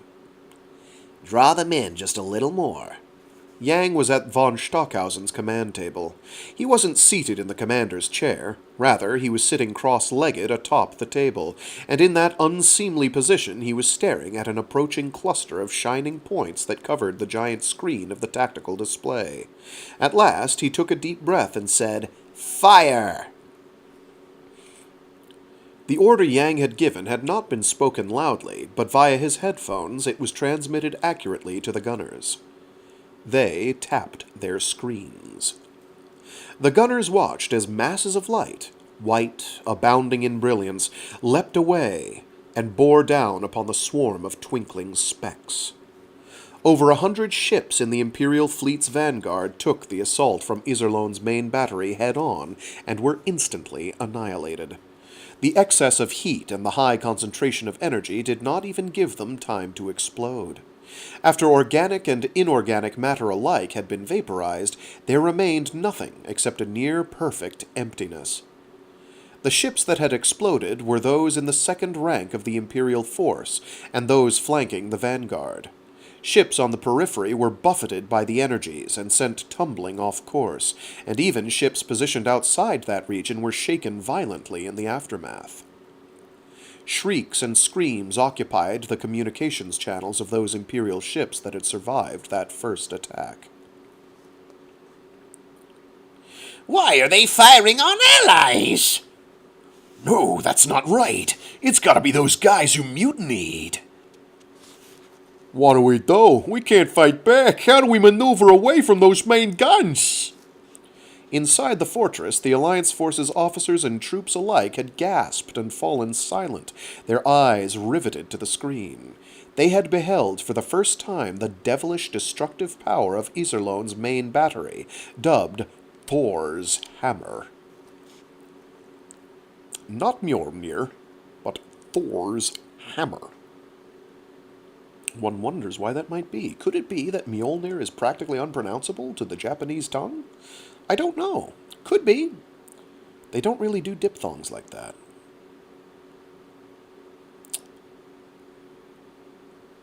If that's a thing. They would have great difficulty. I mean, they can barely pronounce the word scythe. It's okay. It's just not the way their language is designed. It's okay. The entire Imperial force... I realize what I just said sounded incredibly racist, but it's just a language syntax barrier. It's very difficult for certain languages. to do certain things. The entire Imperial force was squeezed in the grip of terror. The fortress's main battery, which up until that moment had been their matchlessly powerful guardian deity, had become an irresistible bludgeon in the hands of an evil spirit. Who is sending me messages? Give me 1 sec. It's probably bad if there's that many.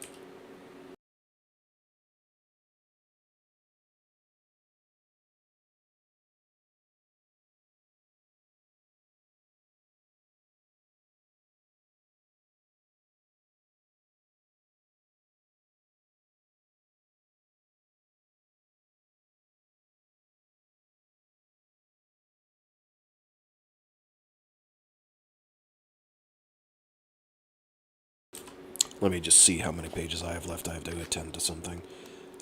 This should be fine. Okay, give me a sec. Now I need to find where we are. The entire Imperial force was squeezed in the grip of terror. The fortress's main battery, which up until that moment had been their matchlessly powerful guardian deity, had become an irresistible bludgeon in the hands of an evil spirit, brought down upon their crowns. Counterattack! All ships, give me a synchronized barrage from main cannons! Admiral von Schiecht's angry cry rolled out like thunder. In its own way, that cry had the effect of restoring discipline to the confused servicemen. Pallid-countenanced gunners reached for their consoles, synchronized their automated targeting systems, and pressed the buttons on their touchscreens. Hundreds of beams traced geometric lines across the void of space. It was impossible, however, to destroy the outer hull of Iserlohn Fortress with only the power output by ship-based cannons. The bombardment struck the outermost hull, and the beams were deflected, scattering futilely. The humiliation, defeat, and terror that the officers and the crew of the Alliance armed forces had in times past tasted was now amplified and fed back to the Imperial forces. Flares of light 10 times as thick as the beams unleashed by the ship cannons burst forth once again from Iserlohn Fortress, and again wrought wholesale death and destruction. Gigantic holes had appeared in the columns of the Imperial fleet, too wide to close easily, edges adorned with the ruined husks of ships and fragments of the same. After being fired upon only twice, the Imperial force was half paralyzed. The survivors had lost their will to fight, and they were only just barely able to remain where they were. Yang looked away from the screen and rubbed himself around his stomach. His feeling was, if we don't go this far, we can't win this. Captain von Schoenkopf, watching the screen at Yang's side, gave a purposely loud cough. "This isn't what you call combat, Excellency. This is a one-sided massacre." Yang, who turned toward the captain, wasn't angry. I know, you're exactly right, but we aren't going to behave like the Empire does. Captain, try advising them to surrender. If they don't want to do that, tell them to retreat, and that we won't chase them. Yes, sir. Von Schoenkopf looked at the young senior officer with deep interest. Other soldiers might also go so far as to advise surrender, but they probably wouldn't tell the enemy to escape. Was this a strength or a weakness in this most rare of tacticians, Yang Wen-li? On the bridge of the flagship, a communications officer cried out, "Excellency, there's a transmission from Iserlohn!" Von Schiecht glared at the man with bloodshot eyes, to which he said, Iserlohn is occupied by the Alliance, rebel forces, after all. Their commander, Rear Admiral Yang Wen-li, said... "Oh, that's the other guy. Whoops." Iserlohn is occupied by the Alliance, rebel forces, after all. Their commander, Rear Admiral Yang Wen-li, says the following. There's nothing to be gained by further I can't talk good. There's nothing to be gained by further bloodshed. Surrender. Surrender, he says?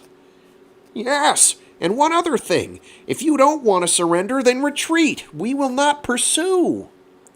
For a moment, all faces around the bridge came alive again. Running away? Finally, an intelligent option. Those lively expressions, however, were erased by a ferocious shout of anger. How could we do such a thing? Von Seekt stamped on the floor with his uniform boots. Yield Iserlohn to rebels, lose almost half the ships under his command, go back to face His Majesty the Emperor in defeat? Was that what this rebel commander was telling him to do? For von Seekt, such a thing was impossible. Better to shatter as a priceless jewel, the saying went, than lead a long and shameful life as a worthless tile. The last honor that remained to him now was that of the shattered jewel. Communications officer, transmit the following to the rebel forces. As the officers and crew surrounding von Seekt listened to the content of his message, the color drained from their faces. The fierce light in their commander's eyes shot right through their countenances. On my command, all ships will plot collision courses and charge Iserlohn. Surely none of you would begrudge our lives at a time like this. The bridge was silent. No one answered him. Meanwhile, at Iserlohn, von Schoenkopf informed Yang, "There's a reply from the Imperial forces." He wore a frown on his face. "The heart of the warrior thou knowest not. To die and honour's cause fulfil is the path we know. To live smeared with disgrace is a path we know not." Yang said.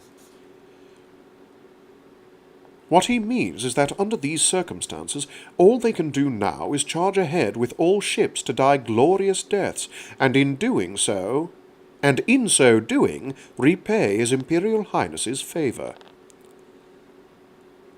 The heart of the warrior? Sub-Lieutenant Frederica Greenhills sensed the ring of a bitter anger in Yang's voice. In fact, Yang was enraged. Want to die to atone for defeat in battle? Fine and dandy. But if you're going to do that, why can't you just die alone? Why take your subordinates with you by force? It's because of men like this that the war can't end, Yang thought. I've had enough. Enough of dealing with men like this. All enemy ships are charging, cried an operator. Gunners, concentrate fire on the enemy flagship. It was the first time Yang had ever given an order this incisive. Frederica and von Schoenkopf stared at their commander, each with their own expression. This is their last barrage. If they lose the flagship, the rest of them will run. With great care, the gunners targeted their quarry. Countless arrows of light were unleashed by the Imperial force, but not even one had any effect. The sights were aligned perfectly. And that was when a single escape shuttle was ejected from the stern of the Imperial flagship. The humble fleck of silver quickly melted away into the blackness. Had anyone noticed it? After the space of another breath, rounded pillars of light came stabbing through the darkness a third time. At their focal point was the Imperial flagship, and it looked as though a circular region of space had been sliced out from the rest. Full Admiral von Seekt, with his angry voice and hulking body, had been reduced to particulates measurable only in microns, along with his ill-fated staff officers. As the surviving Imperial ships realized what had happened, they began to swing their noses around one after another and withdraw from the firing range of Iserlohn Fortress's main battery. Since the commander calling for their noble and beautiful deaths had vanished, there was no reason to throw their lives away in reckless combat, or rather, one-sided slaughter. In the midst of them was the shadow of the escape shuttle carrying Captain von Oberstein. As it advanced on semi-autopilot, he cast a glance back over his shoulder at the spherical shape of the colossal fortress that was dwindling in the distance. In the moment before his death, did Admiral von Seekt shout, "Hail to His Imperial Majesty," or some such? How absurd. Only the living can retaliate. Oh, well, von Oberstein murmured in his heart. If he had leadership skills and the power to get things done in addition to his resourcefulness, he could take the likes of Iserlohn back any time. Or even if they just left Iserlohn in the Alliance's hands as things stood, it would lose all its value when the Alliance itself was destroyed. Whom should he choose? There was no one with talent among the blue-blooded aristocrats. Should he pick that young, blonde-haired fellow? That Count Reinhard von Lohengramm? There didn't seem to be anyone else. Threading past the stricken, fleeing ships of her comrades, the shuttle flew away through the midst of the night. Inside Iserlohn Fortress, however, a volcano of joy and excitement was erupting, and every open space was occupied by voices of laughter and song, heedless of key or scale. The only ones keeping quiet were the dazed-looking prisoners who had learned of their circumstances, and the director of the big show, Yang Wenli. Sub-Lieutenant Greenhill? When Frederica answered his call, the young, black-haired admiral was just stepping down to the floor from the command table. Contact the Alliance homeland. Tell them that it's over, that we won, and even if I am told to do this again, I can't. Take care of the rest. I'm going to find an empty room and get some sleep. At any rate, I'm bushed.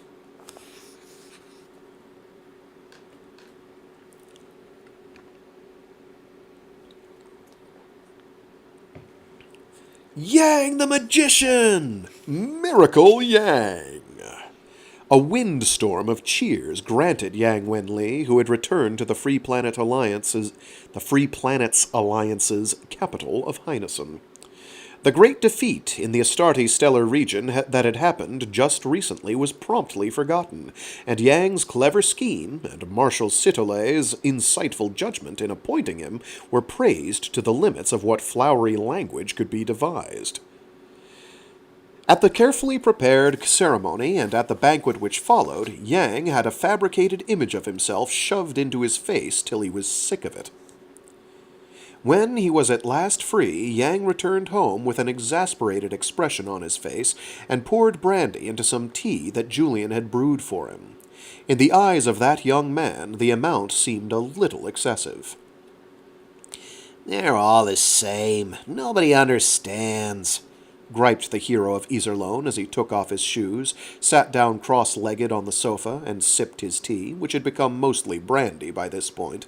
Magic and miracles. They have no idea how hard people work. They just say whatever they feel like. The tactics I used have been around since ancient times. It's a way to separate the enemy's main force from their home base and take them out separately. I'm not using any magic. I just added a little spice to that. But if I slip up and fall for their flattery, I might be told next time to go to Odin unarmed and take it over alone. And before that happens, I quit, he didn't say. But everyone's saying such wonderful things about you. As he spoke, Julian casually moved the bottle of brandy out of Yang's reach. I think it's all right to be honestly glad, just like they want you to be. You're only praised while you're winning, Yang replied in a tone that was neither glad nor what Julian wanted it to be. If you keep fighting, eventually you lose. Talking about how they turn on you when that happens can be fun if it's somebody else it's happening to. And by the way, Julian, can you at least let me drink as much brandy as I want to?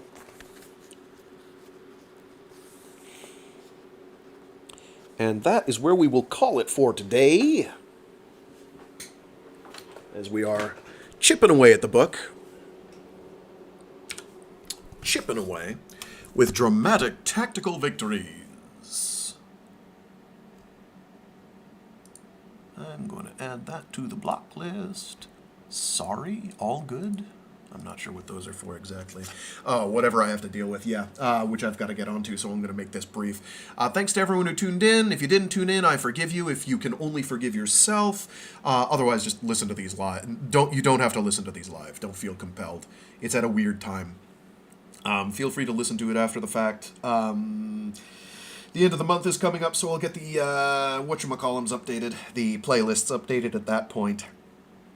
This week should be situation normal, with Monday, Wednesday, and Friday starting at 12 noon Eastern, U.S. East Coast time, Eastern Standard Time or Eastern Daily Time, whichever it is, which is like minus 5-ish, UTC minus 5-ish, or minus 6. Minus 5 still, I think. Or did it finally tick back over? I can't remember now. Anyway, should be perfectly normal, Monday, Wednesday, Friday. This Wednesday we'll be reading through more of The Edge of Running Water by William Sloane, and on Friday we'll be reading through more of The Nightland by William Hope Hodgson. Next week, I have no idea. Things could get very crazy next week, or the week after. Things are going to get kind of weird for my schedule. So thank you again for tuning in. Stay safe, stay sane, be decent to each other, stay toasty or cool, as per your personal preference, and I already said the ending bit, so who cares? Anyway, see you all next time. Toodaloo! I gotta go rescue someone from some peril. Sort of. Kind of. Not really. It's not actually dire. But I do have to deal with it. Bye!